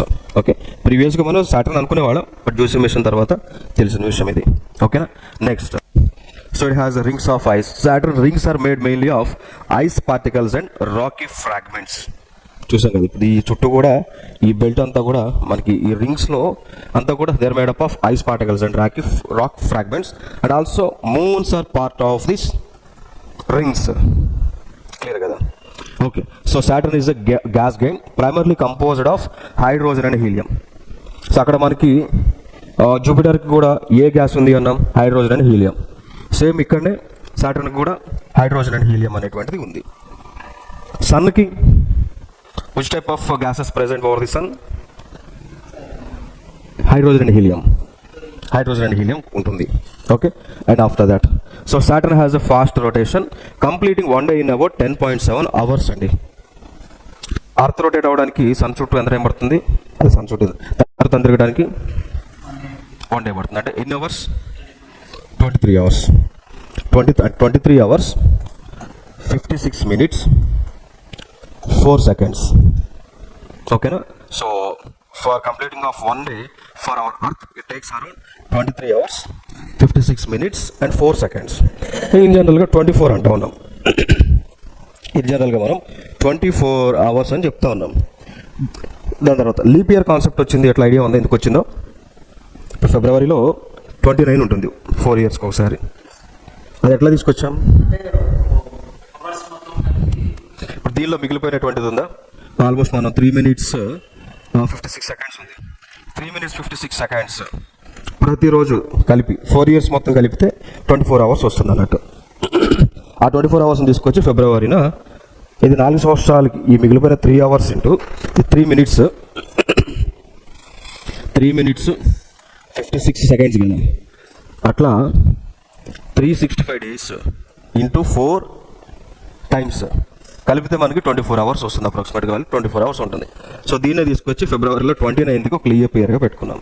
ఆ కాన్సెప్ట్ ఇక్కడ నుంచి వచ్చిన కాన్సెప్ట్ అన్నట్టు. ఓకేనా? సో అట్లా తీసుకొచ్చారు. ఓకేనా? సో సాటర్న్ మూన్స్ వచ్చేసి ఆల్మోస్ట్ 80 ఉన్నాయి. సాటర్న్కి మూన్స్ వచ్చేసి ఆల్మోస్ట్ 80 ఉన్నాయి. జూపిటర్కి 82 ఉన్నాయి. బట్ ఇవి కూడా ఇంతేనా అంటే తెలియదు. మళ్ళీ మనకి ఎక్స్ప్లోరేషన్ చేస్తూ ఉంటే తెలియవచ్చు ఫ్యూచర్లో. జస్ట్ మనకి ఇప్పటివరకు తెలిసినంత వరకు మాత్రమే అయితే ఇవి. Next Uranus. Okay, so here అన్ని ప్లానెట్స్ కూడా ఇక్కడ ఏం జరిగేది, మిగిలిన ప్లానెట్స్ తనట్లా రొటేట్ అండ్ రెవల్యూషన్ జరుగుతుండేవి. బట్ ఇక్కడ యూరనస్కి వచ్చే వాటికి డిఫరెంట్ అన్నట్టు. ఓకేనా? సో సైడ్ వేస్లో స్పిన్ అవుతుంది. ఇది సైడ్ వేస్లో స్పిన్ అవుతూ వస్తూ ఉంటుంది, సైడ్ వేస్లో. ఓకేనా? So Uranus rotates on its side making it roll like a barrel through space అండి. తెలుసా ఎట్లానో? ఇప్పుడు మనకి ఎట్లా అంటే బాటిల్ చూపిస్తూ ఉండండి. ఇది చూడండి, సైడ్ ఇట్లా పెట్టుకొని ఇట్లా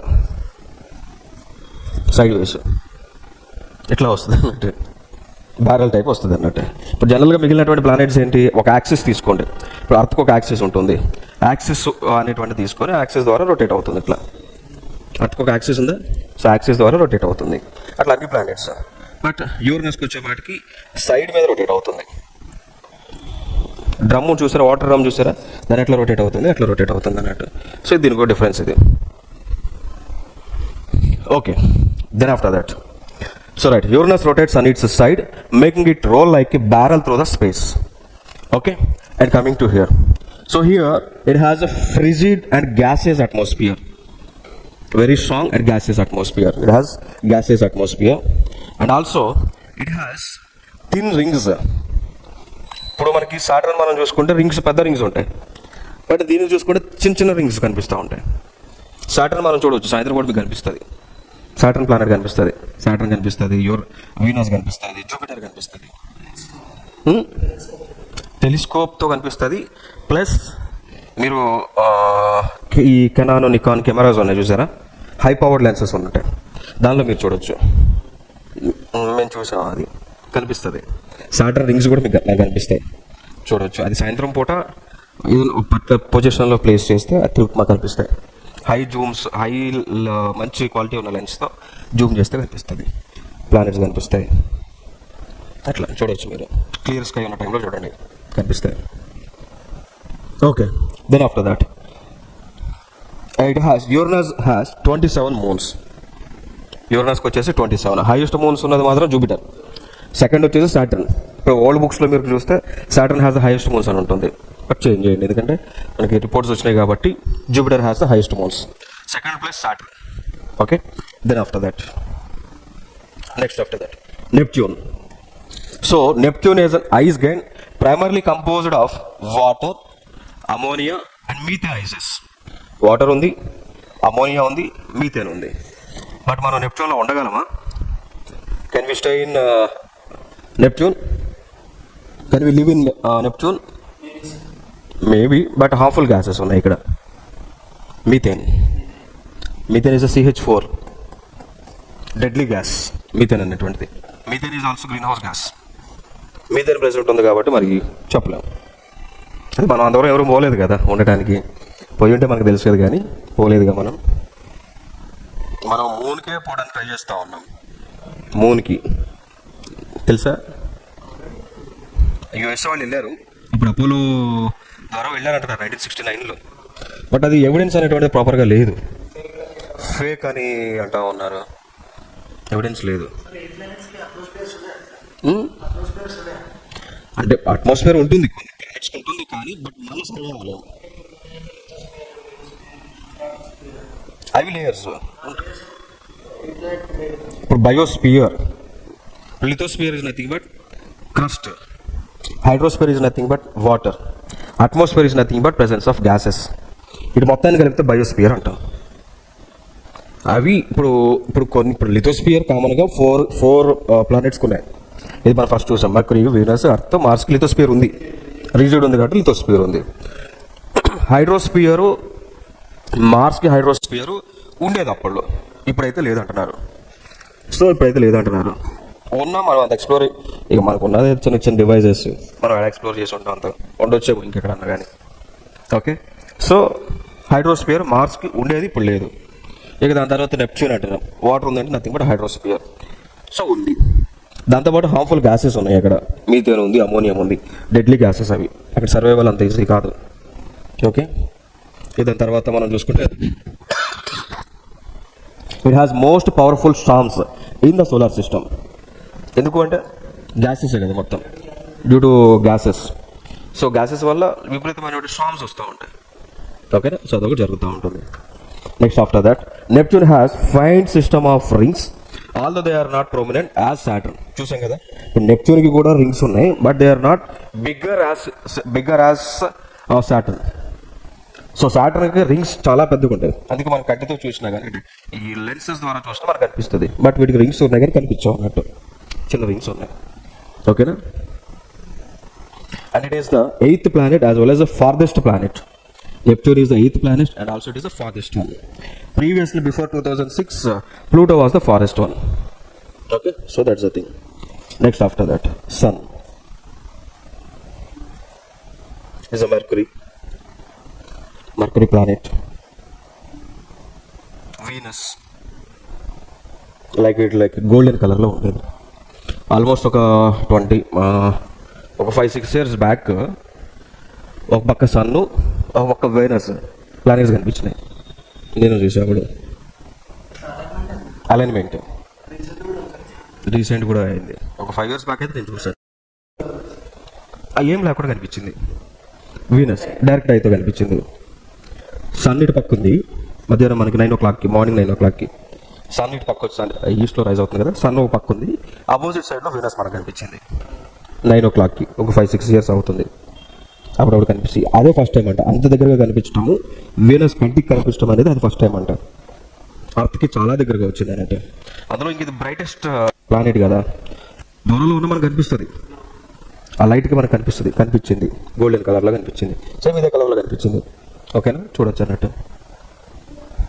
నెక్స్ట్ చూసాం earth, blue planet which supports the life. Mars red colour, white was red in colour. రీసెంట్గా న్యూస్లో కూడా ఉంది, మన కరెంట్ అఫైర్స్లో ఉంది, న్యూస్లో ఉంది. Ferry hydrate due to presence of ferry hydrate. సింపుల్గా చెప్పుకోవాలంటే ferrous, due to the presence of ferrous. Mars is looking as red in colour. Okay, so అదొక గుర్తుపెట్టుకోండి. చూడవచ్చు ఇప్పుడు మనకి why our blood is red in colour due to presence of haemoglobin. Hemoglobin is made up of iron.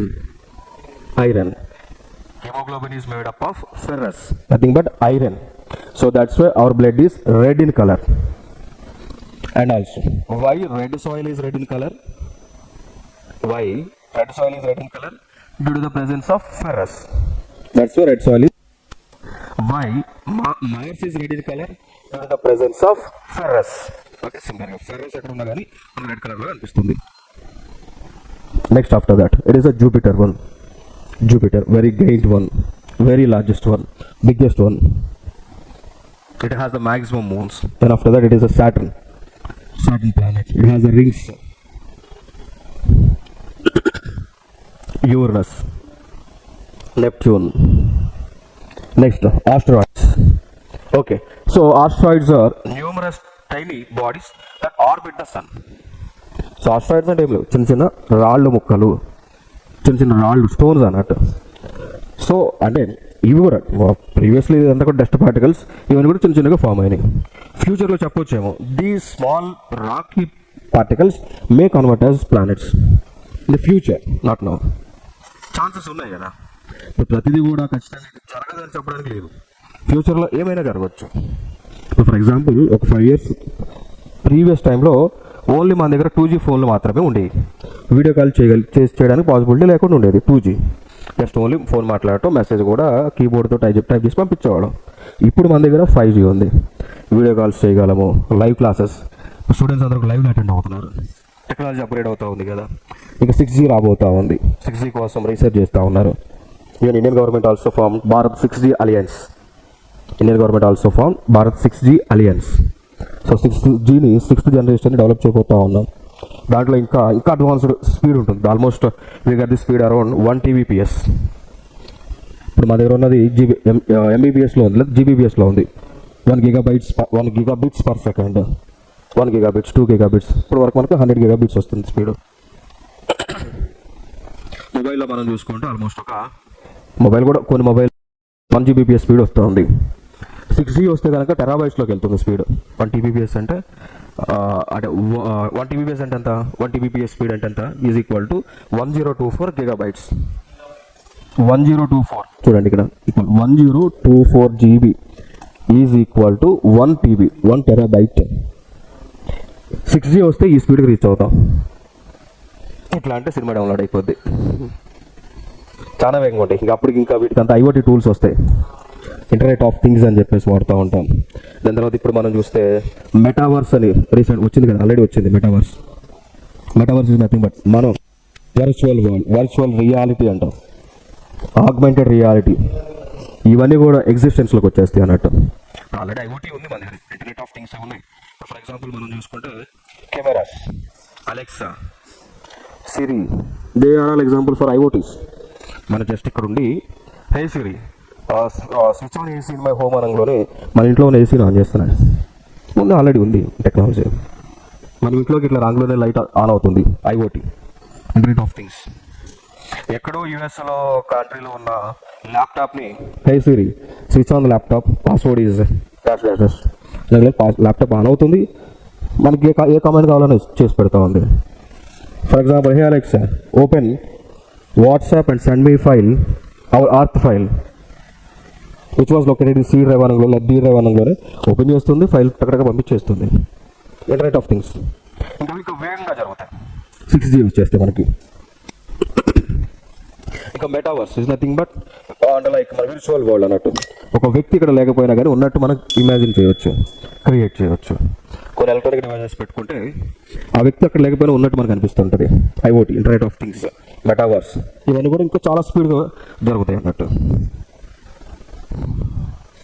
Next, so these are an example for asteroids. చూసారా? So asteroids are tiny bodies that orbit around the sun. Okay, so they are found between orbits of Mars and Jupiter. Remember it. Where we can find asteroids? In between Mars and Jupiter. Okay, so ఇక్కడ మనం చూసాం కదా planets, outer planets కి inner planets కి మధ్యలో ఈ asteroids అనేటువంటి ఉంటుంది. ఇది highlight important point. This is the important point. PYQ, prelims PYQ, it is one. Prelims PYQ. Okay, so where we can find asteroids? We can find asteroids in between Mars and Jupiter. In between Mars and Jupiter. Okay, so prelims lo manaki ichiradi, they said that in between Jupiter and Saturn. The question they have said that they given one statement as asteroids found in between Jupiter and Saturn. True? No. Then what is the answer? Yes, Mars and Jupiter. We can find asteroids in between Mars and Jupiter. Remember it. Okay. So these are the asteroids which revolve around the sun. Sometimes these asteroids are hitting our Earth. Sometimes these asteroids are hitting the Earth. It was happened previously. For example, if you want an example, there was a lake in Maharashtra. Its name is Lonar Lake. మహారాష్ట్రలో మనకి lunar lake అనేటువంటి ఒక lake ఉంది అన్నట్టు. ఆ lake అనేటువంటిది ఎట్లా form అయింది అంటే ఈ ఆస్ట్రాయిడ్స్, మెటరాయిడ్స్ కలిసి మహారాష్ట్రలో ఆ ప్లేస్లో పడినాయి అన్నట్టు. అర్త్ పైన వచ్చి పడింది. ఇప్పుడు ఈ చాలా దూరం నుంచి వస్తాయి. అర్త్ పైన పడంలో ఏం జరిగింది, అర్త్ మొత్తం పెనట్రేట్ అవుతుంది కదా, చిన్న ఇంపాక్ట్ పడి ఒక మనకి ఈ షేప్లో ఫామ్ అయింది. ఫర్ ఎగ్జాంపుల్ ఇది అర్త్ అనుకుంటే, I will change the colour. Earth అనుకుంటే దూరం నుంచి ఒక సాలిడ్ బాడీ వచ్చి అర్త్ పైన పడితే automatically will be impact here. And also ఇది ఇంపాక్ట్ చాలా డీప్ పెనట్రేట్ అయి ఉంటుంది. And also if there is more impact on the earth, whatever the water table present here, whatever the water table present inside of the earth, definitely it will come out. As a result, what happened, it was formed as a lake. Its name is Lonar Lake. Okay, So it was located in Maharashtra. Lonar Lake was presented in Maharashtra. It was like a lake formed due to celestial bodies. Impact of the celestial bodies. Okay, it is only one lake. It is one and only lake in India. Like different countries we can find, you can see. But in India, this is the only one lake, Lonar Lake in Maharashtra. And it was 3 years back. Question was came in UPSC prelims. Why? Because the color of Lonar Lake was changed.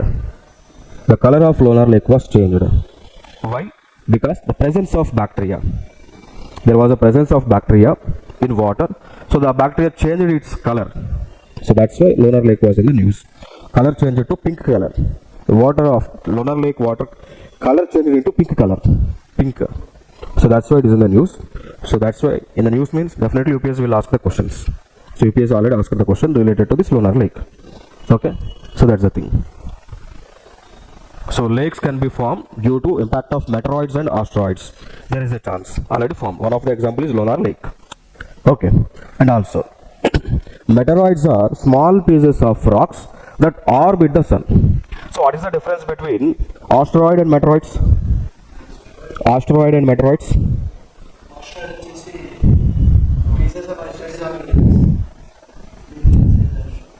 Both are same. Asteroid, the composition means the rock structure of asteroid, and meteoroids are the same. There is no difference. No. So asteroids are in between, the particles which are in between Mars and Jupiter, we call them as asteroids. But meteoroids are present everywhere. Meteoroids are present near the Earth, Mercury, Venus, Saturn, everywhere. We can see these meteoroids. We can find these meteoroids throughout the solar system, but we cannot find asteroids. Okay, but chemical composition is same between, like a chemical composition of asteroid and chemical composition of meteoroids are the same. But the major difference is that asteroids are present in between Mars and Jupiter, whereas meteoroids are present throughout the solar system. So this is the major difference. This is the major difference.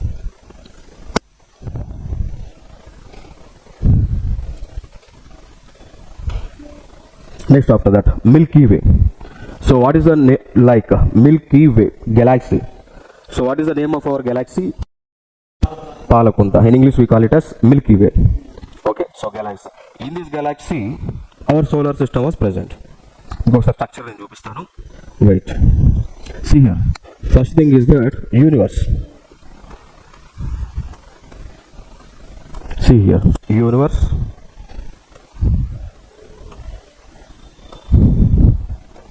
So universe. Then after that, come down. Galaxy. Then after that, solar system. Then after that, our Earth, our planet, Earth. Then after that, Asia. If we come inside it, so Earth means nothing but world. Then after that, Asia. In that, we are part of Southern Asia, South Asian country. We are part of South Asia, and in that, we are part of India. In that, we are part of Telangana, and again in that we are part of Hyderabad, and again in that we are part of Ashoknagar, and again in that we are part of Jawaharnagar, and again in that we are part of Rao's Academy for competitive examinations. That's the thing. Okay, so this sequence another.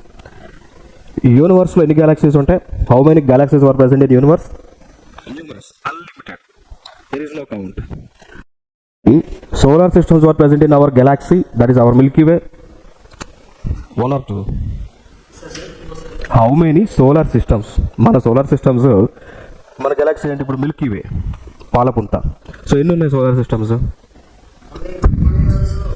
Unlimited. In our Milky Way also, solar systems were unlimited.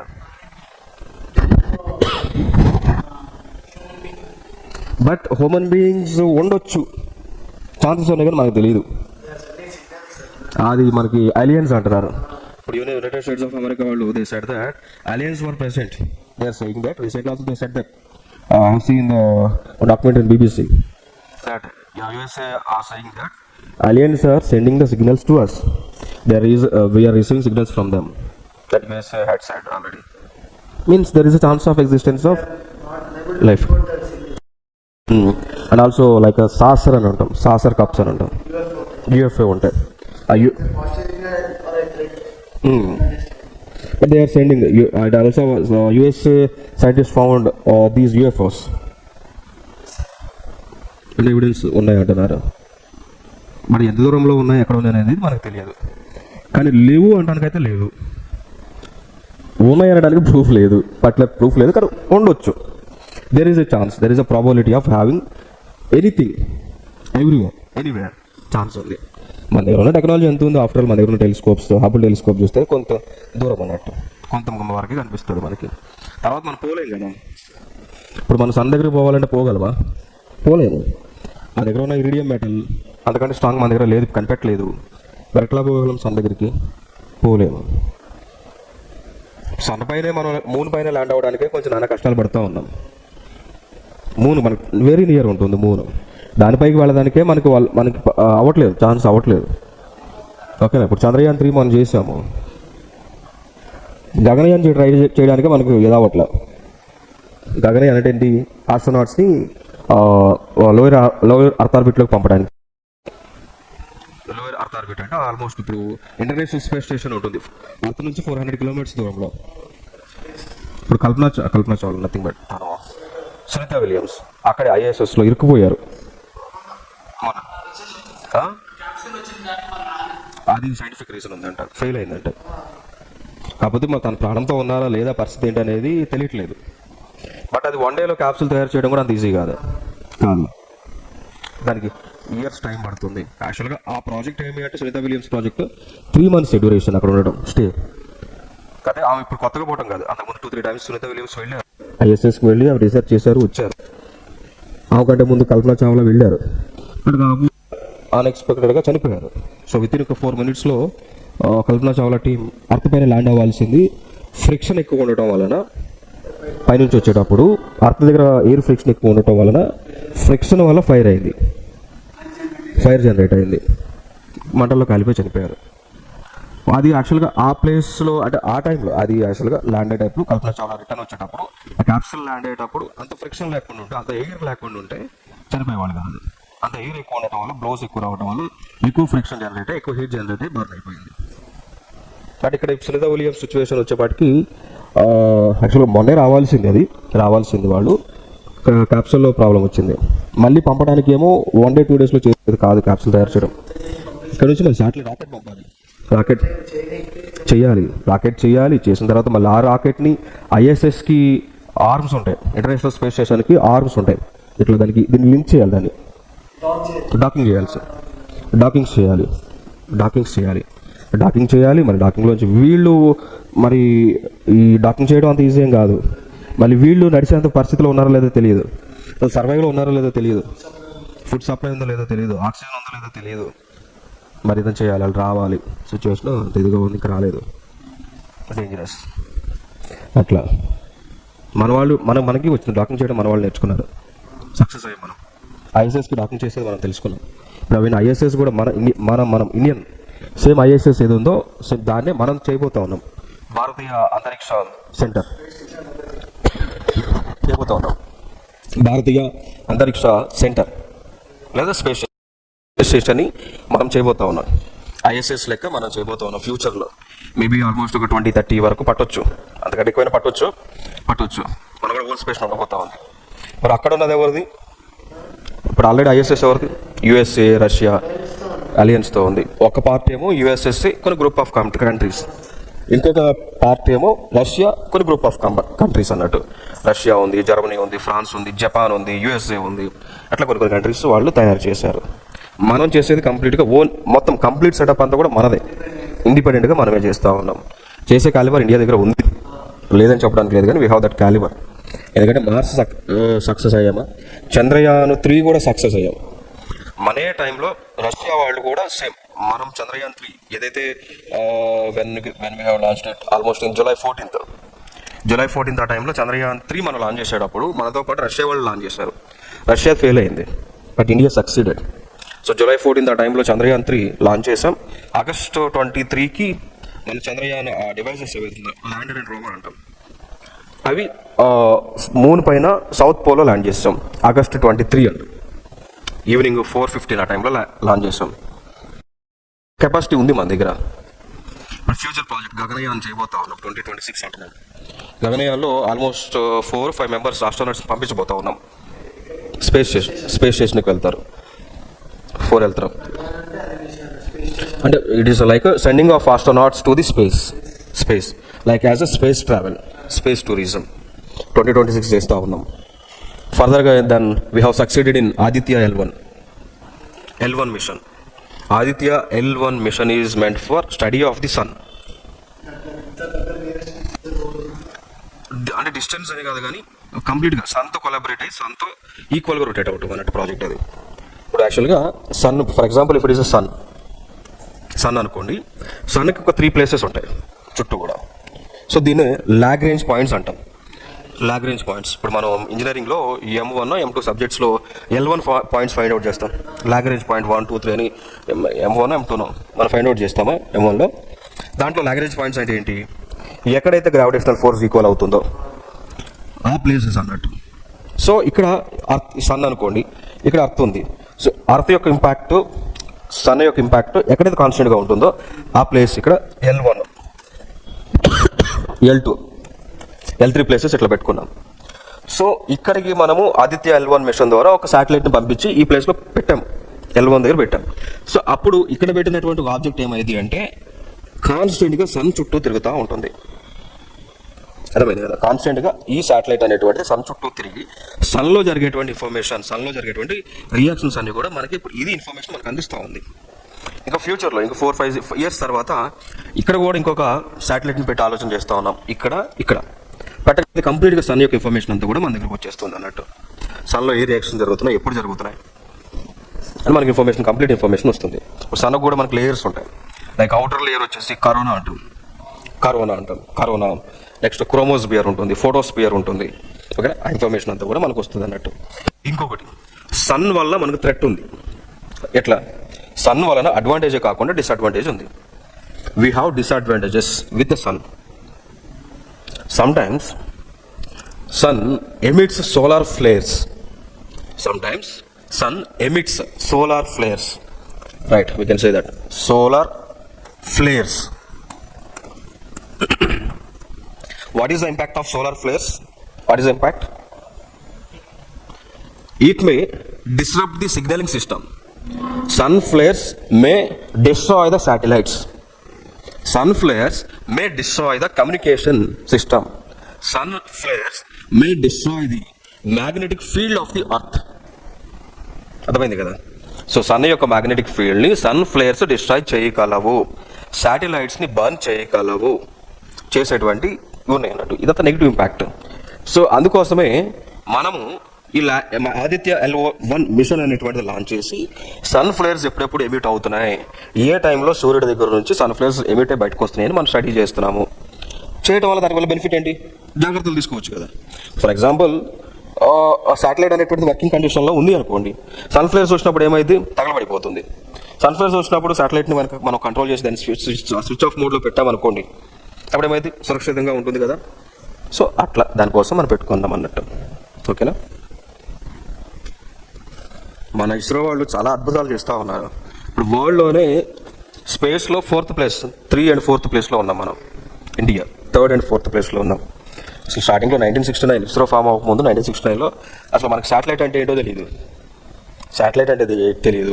Satellite ఎట్లా పనిచేస్తుందో తెలియదు, launch vehicle అంటే ఏంటో తెలియదు. ఈ రోజున ఇస్రో ప్రపంచ దేశాలకు శాటిలైట్ వ్యవస్థ, లాంచింగ్ వెహికల్స్ టెక్నాలజీని మనం నేర్పిస్తూ ఉన్నాం. క్రయోజెనిక్ మనం తయారు చేసాం, అడ్వాన్స్డ్ క్రయోజెనిక్ సిస్టమ్ మన దగ్గర ఉంది. అది ఏ కంట్రీ దగ్గర కూడా లేదు, రష్యా దగ్గర లేదు, యూఎస్ఏ దగ్గర లేదు, చైనా దగ్గర ఎవరి దగ్గర కూడా లేదు. అడ్వాన్స్డ్ క్రయోజెనిక్ స్టేజ్ని మనం తయారు చేశాము. దానితో తక్కువ ఫ్యూయల్తో ఎక్కువ వేగంగా రాకెట్స్ మనం పంపించగలం. దాంతోపాటు రీయూజబుల్ రాకెట్స్ని కూడా మనం చేయగలిగినాము. ఇప్పుడు ఆల్రెడీ మనం చేస్తూ ఉన్నాం రీయూజబుల్ రాకెట్స్ని. ఐడియా ఉందా? మనకు కొన్ని ప్రాజెక్ట్స్ ఉన్నాయి, రీయూజబుల్ రాకెట్స్. ఓకేనా? సో అంటే ఇప్పుడు వరకు మనకు ఉన్నది ఏంటి, ఒకసారి రాకెట్ని మనం లాంచ్ చేస్తే ఇక దాన్ని రెండోసారి యూజ్ చేయడానికి మన పనికిరాదు. దాని అది ఇక్కడ నుంచి లాంచ్ చేసిన తర్వాత దాని శాటిలైట్ అంతా కూడా విడిపోద్ది కదా, విడిపోయి అది ఆ శాటిలైట్ ఆర్బిట్లోకి వెళ్ళిన తర్వాత ఈ రాకెట్ని ఏం చేస్తారంటే సముద్రంలోకి కూల్చేస్తారు.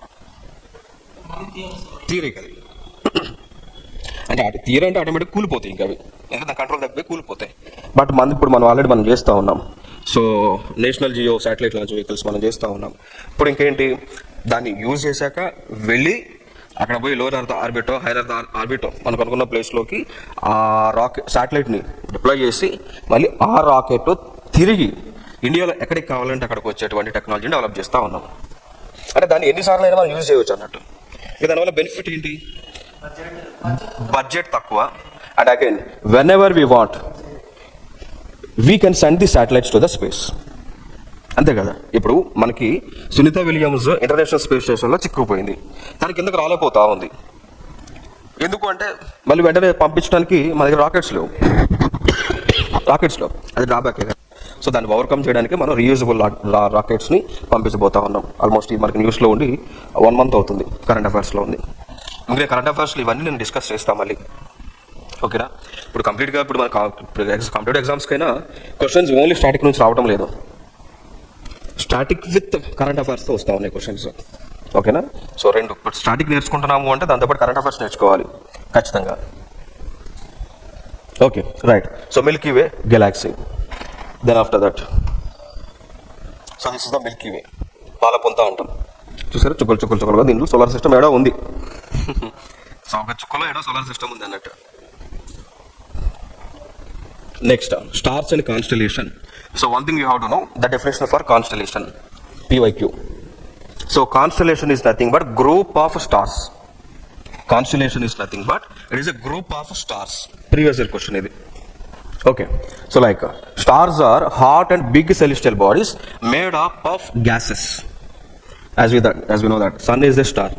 Sun is also made up of gases like hydrogen and helium. Sun is made up of hydrogen and helium. It is also one of the star. In a similar way, we can see many stars. Their count is unlimited. Billion stars we can see.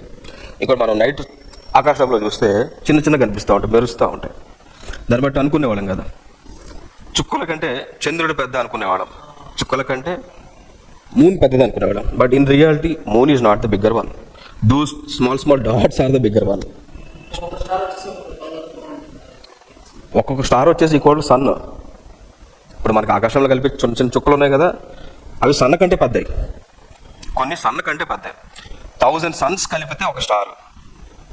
సన్నే పెద్దది. 1000 lakhs సన్లు కలిపితే ఒక star అవుతుంది, అంతే పెద్దది అన్నట్టు. Okay. So stars are hot and big celestial bodies made of gases. ఇవన్నీ కూడా stars. Okay. So stars provide heat and light but are far away from us. So ఎందుకు స్టార్స్ చిన్న కనిపిస్తూ ఉన్నాయి అంటే they are very far away from our solar system. That is the reason. And after that next one more definition, constellation. So constellation is nothing but group of stars. ఆ group of stars కూడా కొన్ని particular shapes ఉన్నాయి. ఇప్పుడు మన ఆస్ట్రాలజీలో Gemini అని ఉన్నాయి కదా, stars shapes ఉన్నాయా? సో అవి కూడా ఆ ఆస్ట్రాలజీలో ఉన్న షేప్స్ స్టార్స్ని బట్టి వచ్చినాయి, పేర్లు దీని యొక్క సింబల్ని బట్టి వచ్చినాయి. చూపిస్తాను నేను మీకు. ఓకేనా? సో లైక్ ఇట్లా ఈ విధంగా షేప్స్ కనిపిస్తూ ఉంటాయి. ఒక్కొక్క కాన్స్టలేషన్ ఈ విధంగా కొన్ని షేప్స్ కనిపిస్తూ ఉంటాయి. ఇట్లా చూసారా ఇవి. Okay. Next, crux.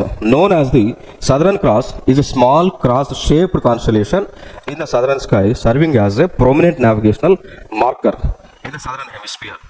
So it's a 5 bright stars make it identifiable. చూడండి ఇక్కడ చూసారా, బ్రైట్ స్టార్స్ ఉన్నాయి ఇక్కడ, ఇక్కడ. దీన్ని ఏమంటారంటే క్రక్స్ అంటారు. We call it as Crux. Crux is also group of stars which are in this form of shape. ఇది సదరన్ హెమిస్ఫియర్లో కనిపిస్తుంటుంది మనకి ఈ టైప్ ఆఫ్ స్టార్స్. చూడవచ్చు ఇక్కడ. నెక్స్ట్ ఆఫ్టర్ దట్ ఈ స్టార్ చూడండి, ఇది కూడా ఒక టైప్ ఆఫ్ స్టార్, క్యాసియోపియో అంటాం. We call it as Cassiopeia. Okay, we call it as Cassiopeia. You can see these are the shapes. ఇవి ఎప్పటికీ అదే షేప్లో కనిపిస్తూ ఉంటాయి. పైన మనం చూస్తే ఈ షేప్లో కనిపిస్తూ ఉంటాయి. అవి చాలా ఉన్నాయి, చాలా ఉన్నాయి. మనం ఐడెంటిఫై చేసింది కొన్ని, చాలా ఉన్నాయి.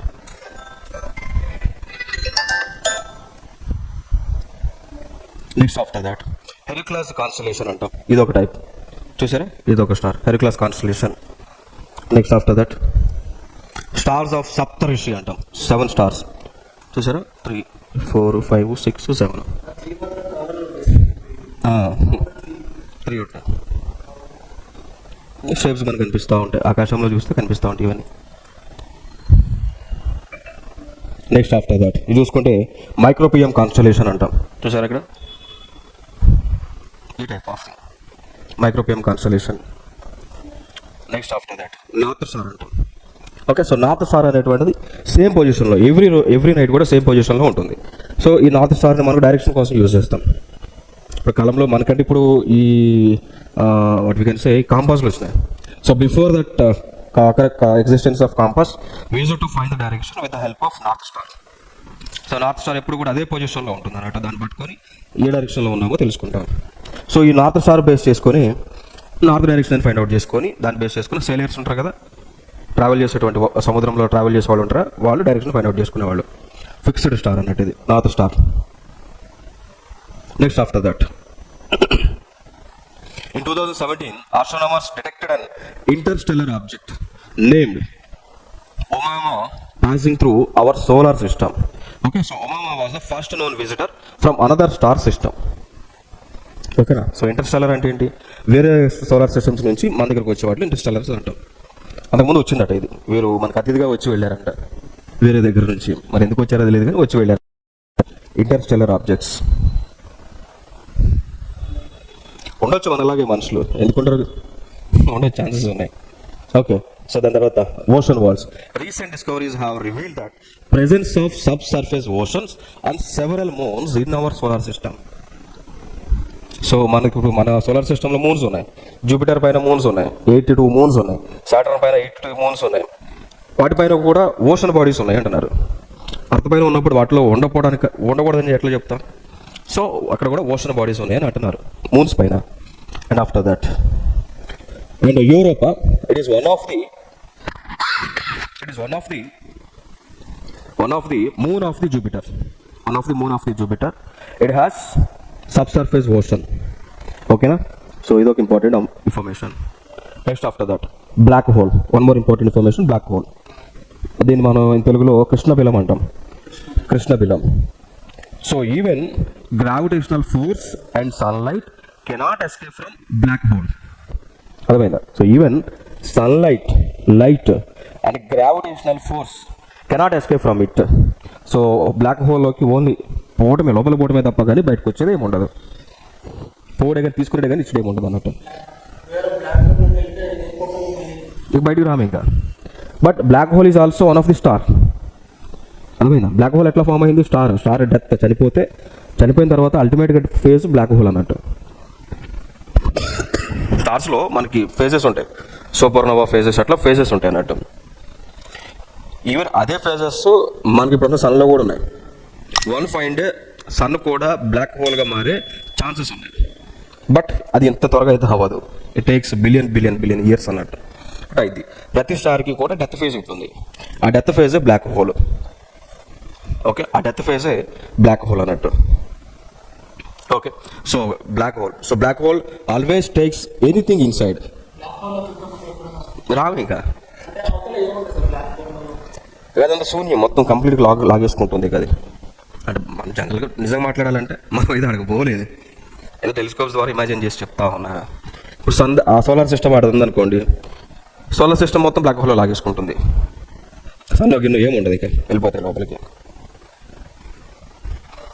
నెక్స్ట్ చూసారా, ఇదే black hole. It takes everything inside of it. తీసుకునేది కానీ ఇచ్చుడు, నువ్వు ఇచ్చుడు.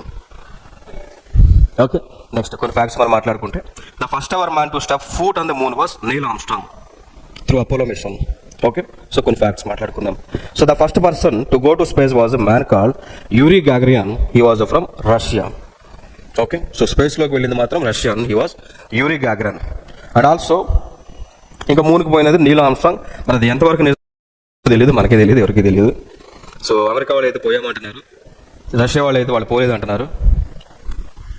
Okay, next Rakesh Sharma was the first Indian to go into space. Kalpana Chawla was the first Indian women to go to the space. కొన్ని ఫ్యాక్ట్స్ కూడా అడుగుతారు, యూపీఎస్సీలో అడుగుతారు. ఫర్దర్ ఎగ్జామ్స్ రాసిన they are asking about facts.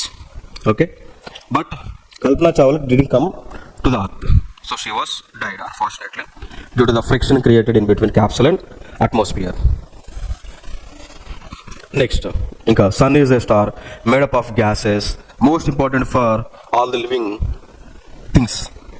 Okay, and also it has 8 planets. Then after that Mercury gurinchi maatladukunte closest to the sun. Then after that does not have any moons, and it has both extreme hot and cold temperatures. ఇప్పుడు జనరల్గా మనం ఏమనుకుంటాం, ఉన్నటువంటి ప్లానెట్స్లో planet ఏది అన్నప్పుడు Mercury అని అనుకుంటాం. Why? Because it is very near to the sun, కాబట్టి ఎక్కువ టెంపరేచర్ ఉంటుందని అనుకుంటాం. But in reality it was not the true. So Venus is the hottest one. Mercury is not the hottest one because it has extreme temperatures, either cold or hot. Like సిమిలర్గా చెప్పుకుంటే ఢిల్లీ అనుకోండి. For example Delhi ఉంది. ఢిల్లీలో వింటర్లో temperatures almost it reaches to -4 degree centigrade reach అవుతుంది. సమ్మర్కి వచ్చేప్పటికి temperature 55 కూడా పోద్ది. Lower and high extreme temperatures extreme ఉంటుంది. ఇప్పుడు ఫర్ ఎగ్జాంపుల్ హైదరాబాద్ మనం తీసుకున్నాం అనుకోండి, వింటర్ వచ్చినప్పుడు ఆల్మోస్ట్ టెంపరేచర్ ఒక 14, 15 లేదా మహా అయితే 16 వేసుకోండి.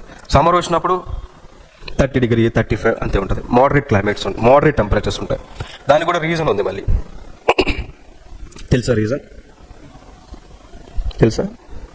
కాంటినెంటాలిటీ type of climate, marine type of climates అని ఉంటాయి. ఓకే, లేదు ఫర్ ఎగ్జాంపుల్ మీరు beach areas, for example Visakhapatnam తీసుకోండి. టెంపరేచర్స్ మీకు అక్కడ చేంజ్ అనేటువంటి తక్కువ ఉంటుంది. అంటే దాని యొక్క average temperature range 5 degrees 10 degrees అట్లా ఉంటుంది. అంటే వింటర్లో టెంపరేచర్ ఒక 20 ఉందనుకోండి, సమ్మర్లో వచ్చే టెంపరేచర్ ఎంత ఉంటుంది? 35 ఉంటుంది. చేంజ్ ఎంత ఉంది? 15 degrees ఉంది. 15 degrees చేంజ్ ఉంది. ఢిల్లీ తీసుకోండి, వింటర్లో టెంపరేచర్ ఎక్కడ పోతుంది? 0 degrees పోయిన సందర్భాలు ఉన్నాయి. 0 degrees రీచ్ అయింది అనుకోండి. సమ్మర్లో టెంపరేచర్ ఎక్కడ పోతుంది? 55 పోతుంది. అంటే రేంజ్ ఎంత ఉంది? 55 degrees ఉంది. ఎందుకు ఎంత డిఫరెన్స్ వస్తుంది అంటే due to the presence of water has the capacity to observe the temperature very lately and also to lose the temperature very lately. Water has the capacity of losing and emptying temperature slowly. విశాఖపట్నంలో ఇటు చూసిన water ఉంటుంది. So అక్కడ temperature grasping అనేటువంటిది చాలా తక్కువగా తీసుకుంటుంది, emitting కూడా చాలా స్లోగా ఇస్తుంది అన్నట్టు. అందుకే రేంజ్ అక్కడ తక్కువ. బట్ ఢిల్లీ పరంగా చూస్తే ఢిల్లీలో మనకి ఎటువంటి ఓషన్ బాడీస్ లేవు, వాటర్ బాడీస్లో. సో కంప్లీట్గా ల్యాండ్ ఉంటుంది, టెరిస్ట్రియల్ ల్యాండ్ ఉంటుంది. సో ల్యాండ్ కొన్న కెపాసిటీ ఏంటి? ఎంత వేగంగా అయితే టెంపరేచర్ తీసుకుంటుందో అంతే వేగంగా టెంపరేచర్ ఎమిట్ చేస్తుంది. Okay, so that's the speciality of terrestrial temperatures. అది మెయిన్ డిఫరెన్స్ అన్నట్టు. ఓకేనా? సో ఎవరైనా అడుగుతుంటారు, నీళ్ళు ఉన్నాయి కాబట్టి ఇక్కడ చలి ఎక్కువ ఉందని అంటారు. తప్పది. ఊర్లో చూస్తూ ఉంటాం, నీరు ఉంది కాబట్టి చలి ఎక్కువ ఉంది అంటారు. నీరు ఉంటే చలి ఉండదు, నీరు ఉంటే మోడరేట్ టెంపరేచర్స్ ఉంటాయి. నీరు లేకపోతే ఉండే ఎక్కువ ఎండలు ఉంటాయి, లేదా ఎక్కువ చలి ఉంటుంది, ఎక్స్ట్రీమ్ ఉంటుంది. అర్థమైందా? సో అది ఇక్కడ జరుగుతుంది. జోగ్రఫీ తెలియని వాళ్ళు పక్కనే చెరువు ఉంది కాబట్టి చల్లగా ఉంది అంటున్నారు, కానీ కాదు. అక్కడ ఎక్కువ ఉడకపోతలు పోస్తాయి. వాటర్ బాడీస్ విశాఖపట్నం మీరు పోయారనుకోండి, complete humidity. Even at live this freely comfortably. ఎందుకంటే ఎటు చూసినా నీకు గాలిలో ఈ సముద్రంలో ఉన్న నీరు అంతా కూడా లాక్కొని హ్యూమిడిటీని ఎక్కువ పెంచుతుంది, సఫికేషన్ అవుతుంది. బట్ హైదరాబాద్లో సఫికేషన్ ఉంటుందా? ఉండదు, because no water. Hyderabad doesn't have water and also it is away from the surface, means it was located at altitude.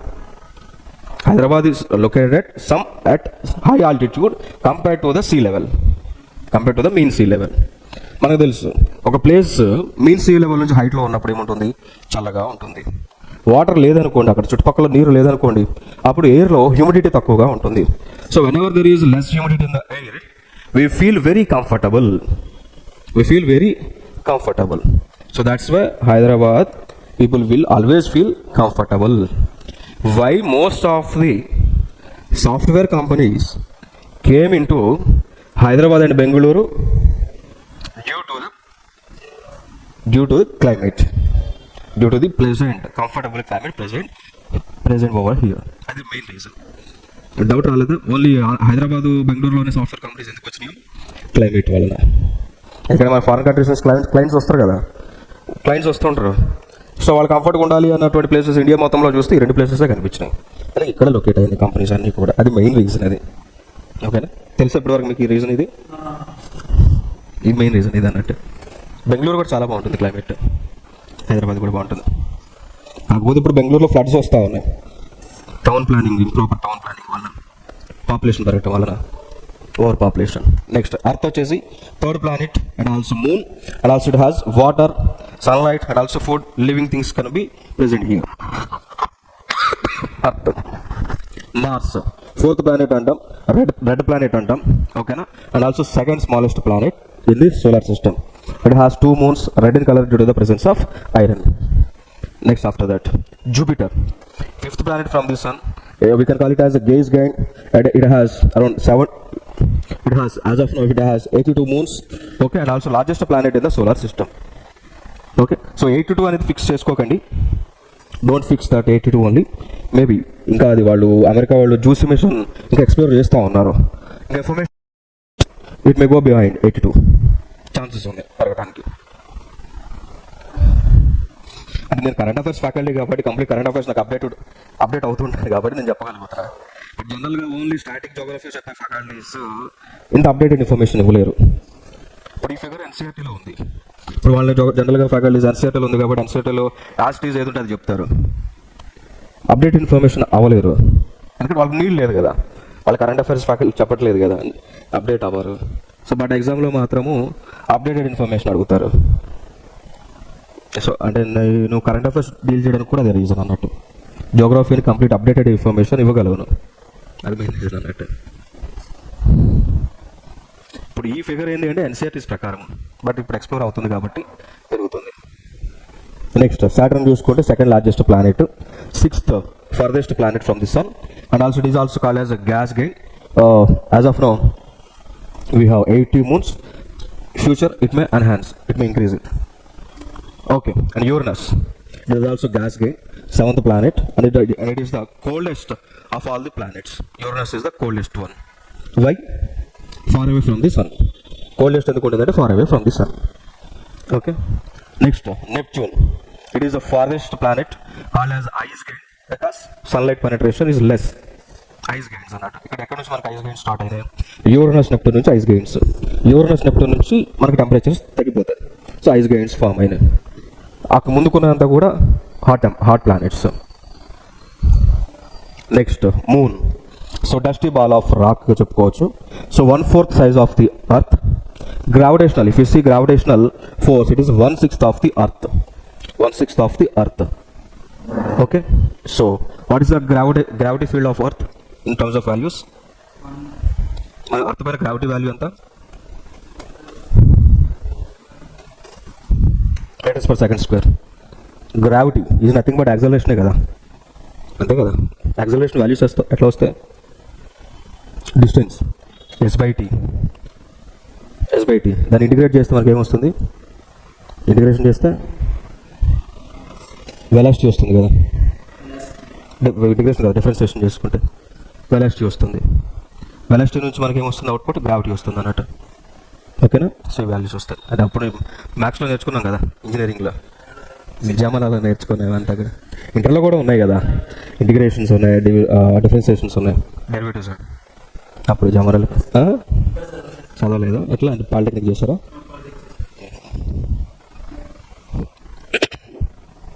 So finally, so possibility of extra terrestrial life, there is a chance.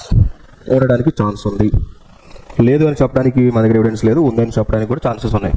Okay, so ఇవి important information. Next class నుంచి కొంచెం speed up అవుదాం. ఈరోజు first class కాబట్టి కొంచెం స్లోగా తీసుకున్నా. Next class నుంచి స్పీడ్కి వెళ్ళిపోదాం. ఇంకా ఏమైనా డౌట్స్ ఉన్నాయో? మీకు ఇట్లా యానిమేషన్స్ కావాలన్నా క్లాసెస్, లేకుంటే డైరెక్ట్ ప్రతిదీ నోట్స్ రాసుకుంటే వెళ్ళిపోతాను. ఇట్లానే బాగుంది. ఇట్లా నేను ఎందుకు అంటే నేను బయట చేయించాను, చాలా అమౌంట్ అయింది వీటి కోసం. ఇవి చేయడానికి చాలా అమౌంట్ తీసుకున్నాను. ఈ పీపీటీస్ చేయడానికి బయట యానిమేషన్స్ చేసే వాళ్ళతో చేయించామన్నట్టు. వచ్చా మీకు వచ్చా? ఇప్పుడు ఏ టూల్స్ వచ్చినాయి?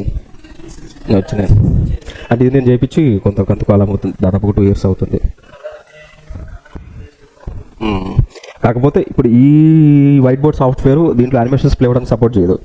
బట్ పవర్ పాయింట్లో ఓపెన్ చేస్తే సపోర్ట్ చేస్తుంది, యానిమేషన్స్ రన్ అవుతాయి. బట్ పవర్ పాయింట్లో అది రాయడానికి వస్తలేదు, అది ఓకే పోతుంది,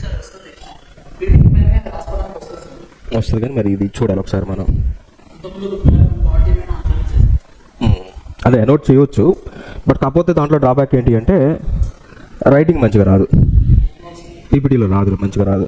బట్ ఇది మంచిగా రైటింగ్ బాగా వస్తుంది, అంటే దాంతో కంపేర్ చేస్తే ఇది బెస్ట్ వస్తుంది అన్నట్టు. ఓకే, సో ఇది ఇక్కడ ఇన్ఫర్మేషన్. చాలా టైం కూడా అయింది. సో రేపు కూడా 10 to 12 ఉంటుంది. సో ఎర్లీగా కంప్లీట్ చేసుకుందాం, 2 hours అయిపోతుంది. ఇంకా డౌట్స్ ఏమైనా ఉన్నాయా?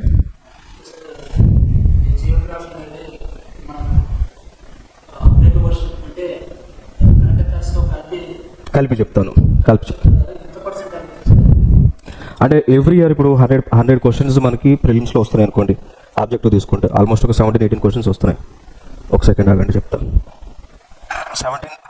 12 questions వస్తున్నాయి. ఎన్విరాన్మెంట్ ఎకాలజీ నుంచి కూడా క్వశ్చన్స్ ఎక్కువ వస్తున్నాయి. ఎందుకంటే ఇప్పుడు ఐఎఫ్ఎస్ ఇండియన్ ఫారెస్ట్ సర్వీస్ కూడా same prelims exam, same prelims. Mains different exam, కానీ ప్రిలిమ్స్ అనేది సేమ్ ఉంటుంది. సో ప్రిలిమ్స్ అనేటువంటి సేమ్ ఉండటం వల్ల ఏం చేస్తున్నారంటే ఎన్విరాన్మెంట్ ఎకాలజీకి సంబంధించి ఎక్కువ క్వశ్చన్స్ ప్రిలిమ్స్లో అడుగుతున్నారు. దాని వెయిటేజ్ కూడా బాగానే ఉంటుంది.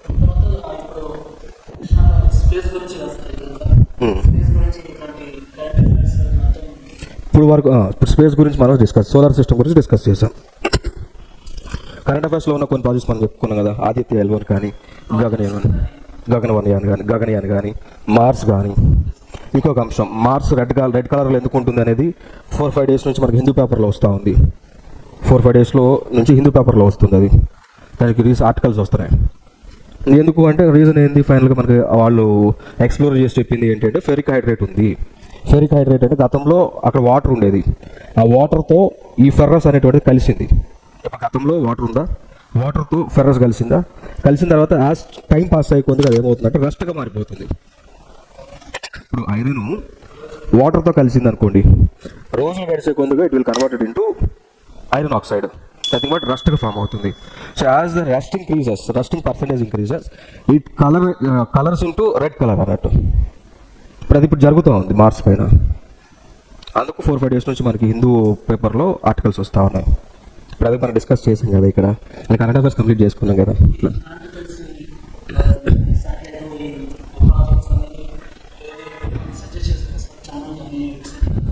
మనం కవర్ చేసుకుందాం.